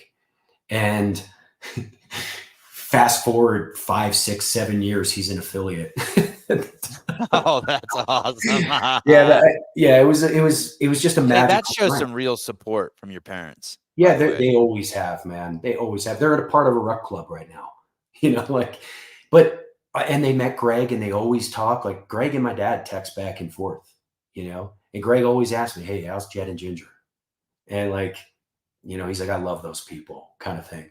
But, it was a major moment, but I'll tell you all the way back to my respect for Greg is like, I got no experience in anything that he gave me. Right. Anything. I didn't have any experience in anything he gave me either. He just believed in you and you went. Yeah. And think about the hodgepodge group of individuals we were, But what's crazy too? I never doubted anyone to my right and left either. Like the team was always eminently capable. It was never like, well, what the fuck does Sevan know about making a movie? Or what does Jimmy know about running an online store? We just got shit done. Yeah, that's right. And murdered. Hey, I ran into John Wellborn, by the way. Just the other day. How is he? Holy shit. Dude, he is awesome. I don't know what, because I'm thinking about your Every Second Counts. And I remember, the DVD and the distribution and some of the, I have boxes of those still sitting around my office. DVDs. Well, that was awesome, man. Like that set the standard for all these documentaries going forward. Where did you see John at? And how is he doing? So I was at an event in Austin, Forever Strong, this past weekend, this Forever Strong Summit, where I met some amazing people, by the way. And I'm talking to this guy, Yako, who is in Tim Kennedy's camp. And Yako's a 3rd degree black belt. Amazing individual. Like you look at him and you're like, if you don't know who someone dangerous is, you would just be like, oh, okay. But I know what dangerous people look like. And that's one thing. But he's super humble. He's the head of security for Five Finger Death Punch. He was security for this event because they live right there. Anyway, we're just shooting back and forth. In comes this monster of a man. And I look and I'm like, John comes right over to me. I haven't seen him in 10 years. And he looks amazing. He's one of the most intelligent dudes I've ever had an interaction with. And he's training. I mean, he's doing strength and conditioning. He's a blue belt at this moment. No shit. Yeah, crazy scary. Wow. And he does a lot of the strength and conditioning for Six Blades, for Janji and Solo and the crew down in the Austin area, right? So he's got some really, really, really, really good practitioners down in his world, right? But he's doing great. We're going to reconnect and everything here soon. What's he doing? Is he running a business? Does he still have a training academy? Is he still training? I think so. We didn't get to really wrap, but he texted me afterwards. We're supposed to do a call here soon, but I introduced him. I'm like, man, this is John Wellborn, Eagles, Chiefs, tackle. That's one of those individuals from the NFL that like was smart, invested his money, went out. He's got a master's in education. Humble enough to get into the CrossFit games. Yeah. And here's a dude that was like, what was he? 6'5", 250 running up that hill. That hill maybe bigger than 250, dude. Maybe closer to 3. Well, he looks is massive. 235 and ripped and healthy right now, man. Wow. He looked great. But I'll tell you, that was the worst workout I've ever done in CrossFit, hands down. Which the carry the bag and run up the hill, or no? That was the years. Those were 2 years. That was 1 or 2 years later. You're in 08 when you ran I'm around. talking about the loop and then back up and down. The one where the wheels came off the bus for Josh Everett and he just crumbled like a crumble. Yeah. Oh yeah, and Wellborn crashed there too. Everybody crashed. That was that was that was the year you had there were 3 workouts. You remember, and you got to pick what order it was. And yeah, I didn't pick the right order. Just tell you that. That was terrible. Jeremy World, really loving Jimmy's story. I will spend my next paycheck on GoRuck apparel. Thanks, Jeremy. I didn't know it was going to be live, Jeremy. I thought like Sevan and I were going to do this and goof off, and then he'd cut it. He could have never. What? So, tell me what happened. How did you end up reuniting with CrossFit? So you land at GoRuck. There's so many. I got to have you on again so we can talk about fill in more holes of the story. We're at 96 minutes, but tell me about how. So you're the president of GoRuck, and who calls who? Do you call Dave? Does Dave call you? Can you tell me how that relationship began and how it got to where it is today, and what the relationship actually is? I don't really know, except I just know that you now are somehow affiliated with the games in a big way. Yeah, I'll tell you. It starts when I was actually at CrossFit. So you remember the year we did the GoRuck event, and is that the year like the Fraser was there and like one fell out of his pack or something? Correct. That was okay. I remember that. That was a year. Okay. Yeah. And like Jason and I met there, and it's funny. This comes full circle. Jason was wearing a TMF shirt, Travis Manion Foundation. Oh, the guy that I was telling you about. His family started a foundation. I'm still extremely close with the family. I help them out to any capacity I can. But he was wearing a TMF shirt, and he was standing with Dave, I think. That part doesn't matter. But I was like, hey, like Travis was a great friend of mine. Thanks for your support. And he's like, really? And I'm like, yeah, my name's Jimmy. And he's like, I'm Jason. And anyway, he's like, you know Ryan? And I'm like Ryan's a sister to me. Ryan Manion runs the Travis Manion Foundation at this point. He's like, really? So Jason takes a selfie, sends it to Ryan, and she's like, no way. So Jason and I end up keep. Oh, Ryan's a girl. Ryan's a girl. Yep. I was wondering why you said like a sister to me. Sorry. Yeah, Ryan Manion. Yeah, female. All right. Very successful female too, like beautiful, and she's a force. But like he sends a picture, she's like, no way. So Jason and I keep in touch, right? I hadn't known Jason before then. And he's just like, hey, what's the success? Like, what do you define as success, and how are you successful in the CrossFit space? I was like, well, defining success in the CrossFit space is very difficult. It's easy for some of these brands that, come for a land grab or like just snatch and grab kind of thing. And that's not how you're successful in the community, right? And he goes, well, what would you do? And I was like, you got to keep showing up. You just got to keep showing up. And it's not about like all the things that make it look like they're the things, you got to keep showing up. You got to be a part. That is the key. You have to be a part of the community, because this community is like no other. And in that they recognize who is them and who is not. And so we kept talking over the years, and he was like, hey, as I was getting ready to leave CrossFit for my own personal reasons, it was just like, hey, I want to try some new things. I feel like I've got some growth to be had. Left on great terms with Greg. I drove up to Santa Barbara and sat with him, and he was like, kid, I understand. I hope I get you back. And it was just really healthy. When I did that, Jason's like, I'd like for you to do some more with GoRuck. And I'm like, okay, cool. He's like, come and be on a board of advisors, right? And I went to a board of advisors meeting, and the next thing you know, it started like, hey, we got to do more with you. What year was that, Jimmy? That would have been end of 2019. Okay. End of 2019. And I started doing some more with them, and they're like, let's get you on contract, and bigger and bigger and bigger, to the point where like, hey, full time. And I'm like, great. Like, I love this. And I did some other contracts, and I just it wasn't me, it was successful and I was doing really well financially, but I'll tell you that I just wasn't excited when I woke up. I know it sounds cliche. Nope. I get it. Dreading getting on calls with some of these groups and stuff. And I was just like hating life. And I wasn't with GoRuck. So when I went full time over there, it was kind of like, all right, here we are. Like, this is it. And we kept showing up in the CrossFit space and things. And what was your position so you went from being on the advisory board, and then what was your first full-time position there? I was the chief growth officer. So okay.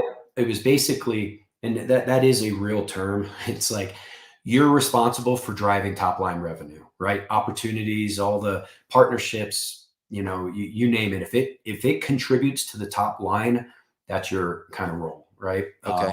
And that's kind of where sales and marketing and all those things kind of collide. And so recently 7 or 8 months ago, got promoted to the president. And okay. So you went straight from there. You went from chief growth officer to the president.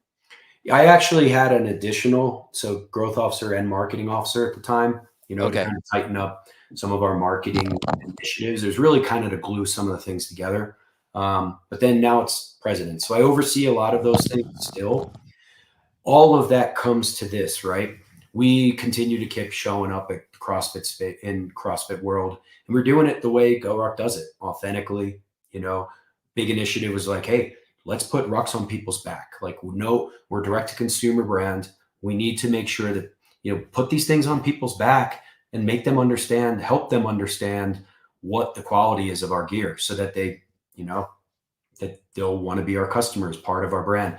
And we were doing that for 2 years. We were at the games, did really well the first year. This last year, we were at the games, and the booth was crazy this year at the games, by the way. Crazy. Well. And the way you had the rucks laid out with the American flag sewn in, that was fucking, I just would walk by there as fast as I could. That was like a candy store. I was like, Sevi, don't go in there. Don't go in there. And like, there was word that, CrossFit was going to go a different direction and everything. And a year and a half ago, we were talking. Jason and I flew up, talked with Don, and it wasn't. This was not. Oh, early on, you already talked with Don, like right when he landed in. Okay. Yeah, and you're obviously close with Dave. I mean, like Dave might even be in your favorites, like that close. Like, yeah, for sure. You can call David 24 hours a day. I don't think Dave has favorites. No, well, no one's in his favorites, but he's in my favorites. Oh, that was a terrible day that we did Chad. Yeah. God, 2018, crazy. Look at Adrian's hair, slick.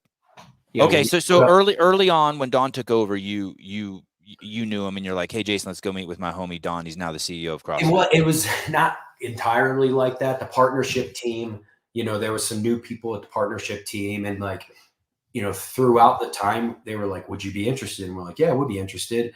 But that team at the time was like really, they were doing what they should be, trying to drive revenue for the games and things like that. So we were in the conversations, and they put something in front of me, and I was kind of like, look, like, I used to be in your role, like, right. In fact, I kind of started. The ins and outs of CrossFit, probably, in all honesty, better than 99% of the people who work there. I mean, I'm not discounting anyone, but we were me and you were like in the basement. Yeah, I think so too. Yeah, we were in the engine room. We saw it all. Timing was a really big thing for us, and like our opportunities were there. But like, yeah, you're right. And they, they put something in front of us. I'm like, look, we'll just keep doing what we're doing. We'll keep being a part of the community.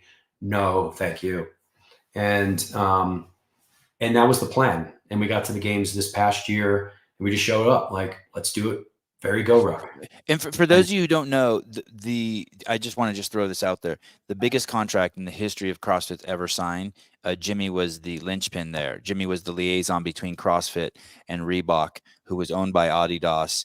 and this was a multi-$100 million agreement.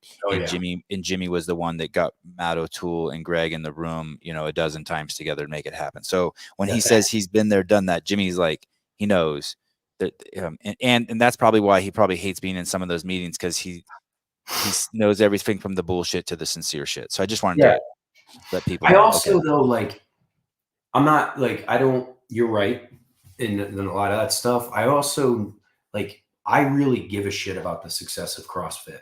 I'm gonna table what happened to my friend, and someone who I have a lot of admiration for, that gave us a chance and everything. All that aside, there are it's his life work too. Let's not forget CrossFit is his life work. You're not betraying Greg by any means. By saying you care about CrossFit. I mean, it's his fucking life work. I know that. And I called Greg up and I was like, hey, we're gonna do a deal. And he was genuinely happy for me. Of course. He was, him. But anyway, I really, besides Don, besides Dave, besides Nicole, besides the hundreds of people I saw on the conference call when they announced it and that were chatting, besides all those people, I have hundreds of friends that are CrossFit affiliates. And and you were an affiliate owner for a long time. I was an affiliate owner, for 10, 11 years. And I know what it's like to be an affiliate. And so when we approached this, I was just like, hey, yes, I know what's Noble's, hemorrhaging this moment. Right. And Mike and Marcus are good people. They got way far out in front of their skis, over their skis. And it's unfortunate. Right. And whatever, that'll take the course it's supposed to take. But when we started talking about being a partner with CrossFit this past year, this last games time season came very fast. And we were just like, look, we will do this very differently. We believe, and so does CrossFit, believe that CrossFit needs a different partner in this world. They're so used to what I use with my team and even with the CrossFit team is, all those years in Wisconsin, it was like, there's the big Reebok booth, rogue right across the street. There it is, 2001, 2, 3, 4, 5, 6, all these years. And then what happened? New sponsor, Noble, right there. Same thing, and I'm just like, look, we're not going to be that. We are going to be a part of the community. We're not there to peddle shoes. We're not there to peddle rucks. We're there to be a great partner to the community. And I don't know entirely what that looks like, but I know it's not going to be, 75 people that don't know the GoRuck brand with their earpiece on running to get size laughs, and restocking the Noble or the shirts and all that stuff. That's not us. By the way, those little things mattered. That was as much. I did love the Reebok tent. It was like a candy store, but it was ruined by the fact that it was non-CrossFitters working there. It was fucking ruined by that. It was just you could tell they didn't give a shit. Yeah. And so for us, give a shit. Yeah. We're going somewhere new. I will be out next week in Texas, and we're looking at how do we flip this on its head? That's how we do things. We're very, very different. And it's really besides the business model of trying to stand up a $500,000 booth to pedal shoes to it's just not us, right? We'll show up. People do. I do want to say this. I do want to go to the CrossFit Games and come home with, and I do want to purchase the one of a kind GoRuck 2024 ruck. You know what I mean? I want to purchase I do want to see the shoes that Colton Mertens is wearing, and I want to get those shoes. I want to. I don't think it's fun doing that. I know I shit on Disneyland all the time, but when I go there, I don't mind buying the $27 thing that blows bubbles that's worth 80 cents in China, so that my kid can have the Disneyland. It's part of it, right? It is. We'll make sure that happens. It is fun to get We'll make sure that happens. It'll look a lot different than it has in the past, which is us. Awesome. And it's unique, and we're still sussing that out. But we are. Will the athletes there be wearing a shirt that said when they call we're out working the games jerseys and stuff right now? That will look a lot different. That will So the athletes are going to be wearing GoRuck stuff. Yeah, just similar to how the other ones were wearing. Like there's a uniformity that's required awesome. for broadcast and Awesome. stuff. It will look it will look a lot different in a good way. We're working through some of that stuff right now. People are like, are you guys going to make other the games athletes wear this, that, and the other thing? Like, no, like, we want to be a part of the community, right? We want to be a part. Like, we want to make sure that, what we've developed around the semifinals, which I don't know has been announced just yet, like, is a unique relationship that CrossFit's never seen before. Oh, I'm excited. CrossFit, the community. And I'll tell you why. And CrossFit HQ needs a lot of kudos on this. And I'm going to take this to GoRuck gets a lot of kudos on this, because this is a move not for CrossFit HQ, and it's not a move for GoRuck. And that's going to be very clear. It's for the community. It's going to ensure that those semifinals have the ability to be very successful for both the brand and the individuals that have been shelling out a lot of their own cash to make sure that it stays alive. Can you give me a hint? We have a partner that some would be considered it'd be very easy to look at that and be like, those people are competitive with GoRuck. And from a category standpoint, they are. But they're good people, and they've made a deal for the semifinals that will be very beneficial. And CrossFit, seriously, this is a great move for the community. Great move. But I don't want to. Is it rising tides rise all ships? That's exactly what it is. That's exactly what it is, and we are going to make sure that continues to happen. Would you personally be in Carson? It's not in Carson. It's Texas. No, sorry, for the semifinals. Probably. Okay. Probably. Okay. Yeah. Awesome. I'm gonna try to go there. I'm gonna try to go there. Did you know that they let me do the behind the scenes last year? Oh yeah, I saw you running around. Yeah, it's murdering, dude. Is it? I remember you telling me the model. I released it behind a paywall right now, and I would tell you something else. Talk about giving kudos to HQ. So they have a policy that when you go there and film, you're not allowed to release any of it for commercial use. Yeah. So I filmed it all. It's expensive, probably $60,000 to get it all done and package. And then I met with Don and Dave, and I said, hey, how about letting me recoup some of my cost? I'll put it behind a paywall for 2 months. And then the 2 weeks leading up to the open, I'll release one every single fucking day up until then. And they said, yeah. So you know what I did, and you'll appreciate this. I made sure I made a level 1 commercial and an open commercial. They didn't even ask for it. Just trusting each other. Scratch my back, I scratch your back. I put one in front of every single show. I got athletes saying, join the open. It's so fucking cool. But it was a risky move on their part, right? To let me do that. And I'm very close to recouping all my expenses from it. And awesome. then I'm going to release it. It'll be the 2 weeks before the open. Yeah. So mad kudos. That's a huge risk for them too, right? They could have just been like, no, Sevan, that you can't release for commercial. And I would have been cool with that too. I wouldn't have been upset. But the fact that they did this is now letting me be like, okay, now I got this money and I'm going to go to semifinals now with it. I love it. You're going to do it this year again? Yeah, I'm going to do it again. Beautiful. I'm going to try to start doing all the behind the scenes, as long as I don't fucking open my big mouth and shoot myself in the foot. Yeah, you'll be fine. You got some top cover too. Okay, well, I'm really fucking excited. I'm pumped. Yeah, it's going to be a great year, man. And I'll tell you that it felt different when Dave came back last year. I mean, I'll tell you, it felt different. And I had been at a couple games before that, and he's a great leader, and he is an anchor to the OG world, right? It's just he's an anchor to that. And this year is going to be even better, and look, I'm going to say this very tactfully, right? Okay. Good luck. There are a lot of unsigned. I'm rooting for you. Thanks, buddy, because I know where this could go. But I'm okay with it.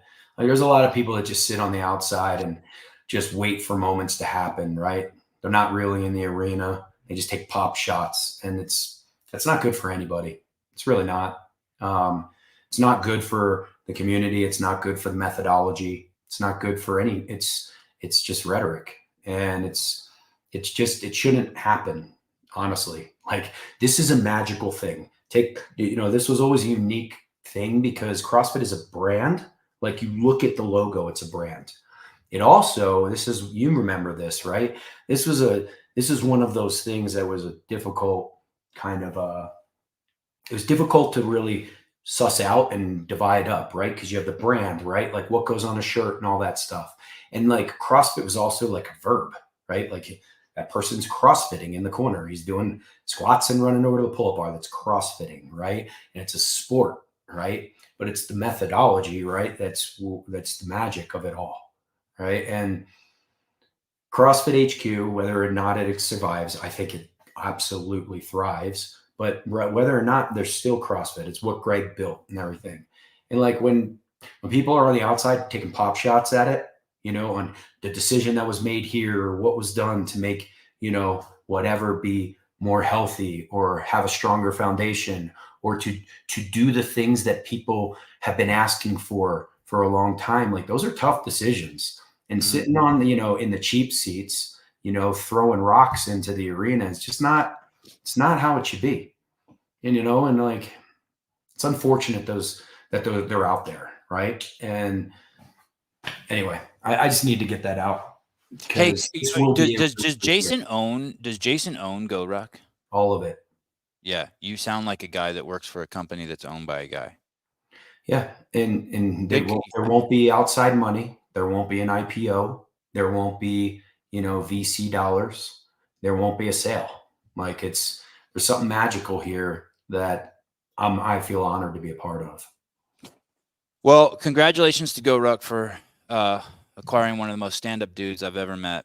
Funnest guy I ever sat next to in the classroom for 15 years. I was excited to go to work every day because of people like you, Jimmy. Oh shit. Oh shit. Why did you guys let me ride that bike? Why didn't someone tell me to cut my hair? What the fuck? You guys hated me. What am I wearing? You remember we rode from, that's why I'm drenched. This was, this is Rich Alvarez. He shot me a text the other day. These are my friends that I was talking about. Richard Alvarez is. I'm going to the reunion. Yeah. He texted me the other day. Now it's it's on my anniversary weekend. So I should be elsewhere. But nothing better than Madeline wants to do than visit a gym in Southern California. Yeah. Like you give that guy a hug. He's great people. Yeah. Look at that. That's funny. God, I got a fucking flat tire in the fucking ghetto there. Fuck, that was crazy. Holy shit. You guys hated me. Look at me. What am I wearing? That bike all folds up for all his all the people that love Sevan. That bike folds up into like a suitcase. Yeah, I don't fold. He carried it around. All right, this show's done. Hey, buddy, love you. Come on anytime. Anything you ever want to share, any stories, anything I can do to help you with the Travis Manion Foundation, anything I can help you with GoRuck. Love you to death. Thanks for doing this. I know you're busy as shit and you're always welcome, dude. Tell the team at GoRuck, congratulations. Thanks, stud. Appreciate you. All right, dude. Love you, Jimmy Letchford. You too, brother. James Letchford. Later. Bye-bye. Dang. I was hoping I could see that in. What? Thanks, Caleb. I appreciate it. Dang, I kind of miss. It really was like that. Like if we went to breakfast or lunch or dinner, I'd always try to sit by Jimmy. He was so good. I get social anxiety. Like I don't want to meet new people, and it was kind of probably my downfall. But he was so good at meeting new people. So he knew everyone. I wanted to ask him about that, about networking. They call it networking, but it never felt like networking with him. He was just personable. He just talked to people, would get their phone numbers. Frank, you said something interesting in here. Let's see. Frank, I think there was zero risk and zero cost for them letting you release behind the scenes. That way you're doing the job for them. I agree, but they could have ego-wise, but they had to get past their ego. But I do agree. I agree with you. I mean, it's a enormous win for them. I'm not like gonna try to act humble, but it still is an ego thing. They could have been like, nope, you can't. It's our sandbox. You can't play in it. But I agree, Frank. Keith Knapp, thank you for the kind words. Keep scratching, Sevi. Very much appreciate the love and support you've been giving us. Open, L1, Hell Summit, affiliate stories, all of it. Thanks, dude. Mike Halpin. I ruck every day, bought $125 in socks and accessories while watching this. Holy shit. All right. Look at you. Look at My you. dad loves their shoes. Yeah. Yeah, he buys all this shit. All right. I am organizing. Sorry. Caleb and I are organizing. Caleb doesn't know this yet. Maybe he does. Caleb and I and Souza and Will Brandstetter and Taylor and JR, the group at the Sevan Podcast, are organizing what we call Friday Night Lights. And I don't know if it's really going to be called that. I don't know shit about that football. But basically, we're going to do Taylor against the world, Taylor Self against the world. And on Thursday nights, the open workouts will be released. And then we'll do a show after that, a live show. And then on Friday from CrossFit Charlotte, we will do a show. I'm guessing you'll have commentators like me and Grunler and Hiller and Tyler and the gang with John Young, of course, our senior analyst. How dare I forget him?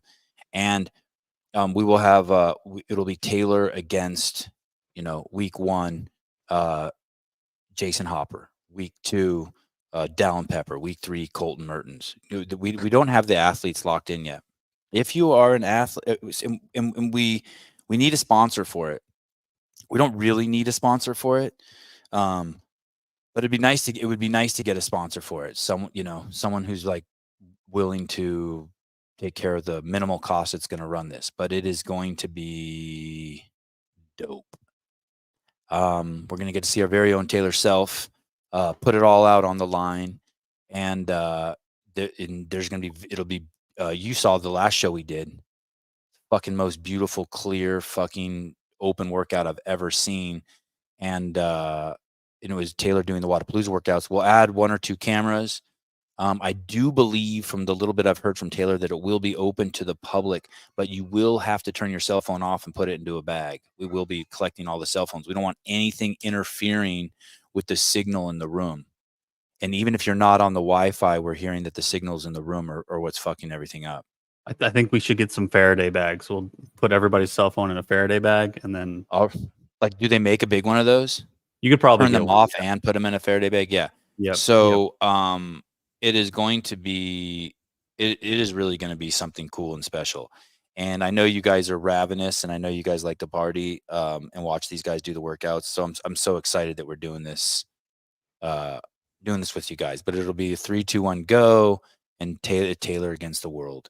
And it's going to be great. If you are an athlete and you would like us to bring you there and you would like to participate, no schmoes, you know what I mean? No, like you never been to the games, or you're not like crazy hot. Don't reach out. But if you are hot and you are, and you've been to the games, you're good. You're welcome to submit your hat in the ring. And if you're a sponsor, I don't know, there's some we would like it to be someone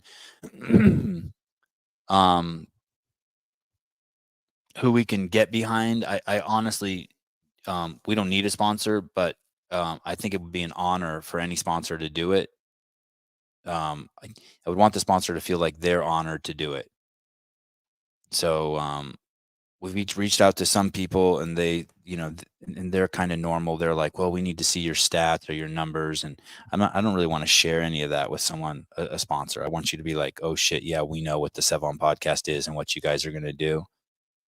And we know you're a needle mover. So if anyone wants to be a part of that, we're not, the sponsorship is just to pay for the, travel and shit like that. So hotel. So anyway, there's that. I'm really pumped about that. Episode 6 is enormous. It's over an hour long. It's live now. Everything 100% positivity. I'm so stoked that you guys like it. I really, really am stoked you guys like it. And episode 7 will not be coming out Wednesday. But Sevan, I paid for my membership. I need it. I need it. Episode 7 is not coming out Wednesday. Instead, on Wednesday, members will be getting the Wadapalooza behind the scenes with Hopper, Dallin, and Ricky Mack. Hopper, Pepper, and Ricky Mack. And then on Friday, you will get episode 7 of Behind the Scenes. And then we won't miss a beat, and we'll get back on Sunday night or Monday morning, give you episode 8. So you guys are stoked. Coke and hookers. Yeah, most of the money will be spent on that. Is that Raw and Joe Biden standing side by side? Who is that? Anyway. Eric Weiss, Behind the Scenes 6 is so cool. The shot of all the athletes pouring past you is great. Nice blue shirt, Sevi. Yes, these shirts are available at Vindicate.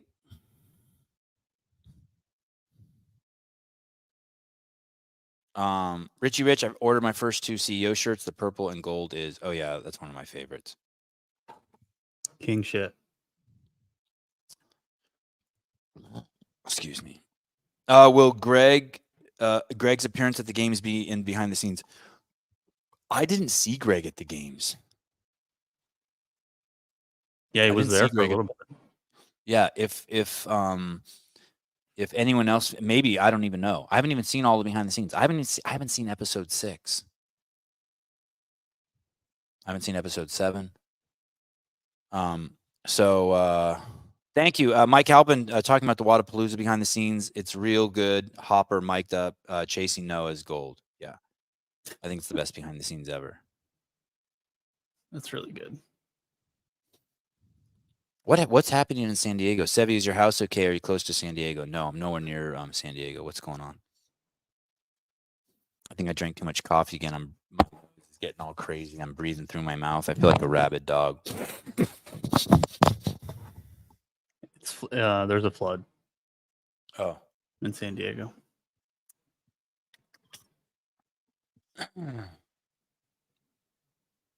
City of San Diego and City of Coronado. I don't know what's happening on tomorrow's show. Tomorrow's show is supposed to be Greg Glassman. I do think that today at some point I'm switching locations. I'm going to a ski resort for a couple days. I don't know what's going to happen. And I'm going with Greg. So, Philip Kelly, Greg stood in the affiliate lounge with endless line of people waiting to meet him for 3 hours. I know, I heard. Crazy. So cool. He just got mobbed. Yeah, that's dope. But I didn't see him. I was doing the behind the scenes, buddy. Greg Weiss, God is taking care of California and washing the streets. How about Jorge Ventura yesterday on the show? Was it good? Yeah, dude. He's so fucking excited. Hey, I want to send you this in the private chat. I saw this. Those of you who don't know, I'm sure all you know, Jethro, a regular listener of the show, Jethro Cardona, police officer, opened a gym somewhere on that skinny island, the Long Island, and it's called Chief CrossFit, Chief Nation, CrossFit Chief Nation. And look at this. The news already came out and did a piece on him. Yeah, I love seeing this. You might have to like skip to the middle or something. I think there's a long intro where they're like blah blah blah. Yeah. Look at this. Look, you can watch Jethro be interviewed a little bit on the news station there. So, however many parts we have, we explain it thoroughly. Part 1, part 2, or part 3. It could be even 1 or 2 parts. We do have a warm-up that's proper, so everyone's safe and everyone's on the same page. So even if there's someone that can't do something, the local news did a 3-minute and 20-second piece on his gym. It's dope. It's pretty right? cool. Yeah, it's awesome.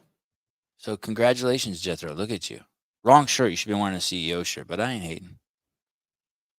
Nothing's perfect. Look at that. By the way, guys, it does look like Greg Glassman will be making an appearance on Shut Up and Scribble. You are not going to want to miss that either. Watching JR and Taylor interact with Greg is going to be gold. Gold.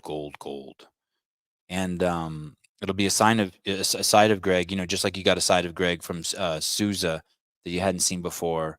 When I'm on the show with him, you're going to see a side of Greg. I mean, Greg loves programming. I don't know if loves, but loved programming. It was nuts how much he was into programming. So it'll be fun to watch Taylor and JR geek out with him. So that'll be scheduled soon. All right. Hunter versus Self. Yeah, that might be cool.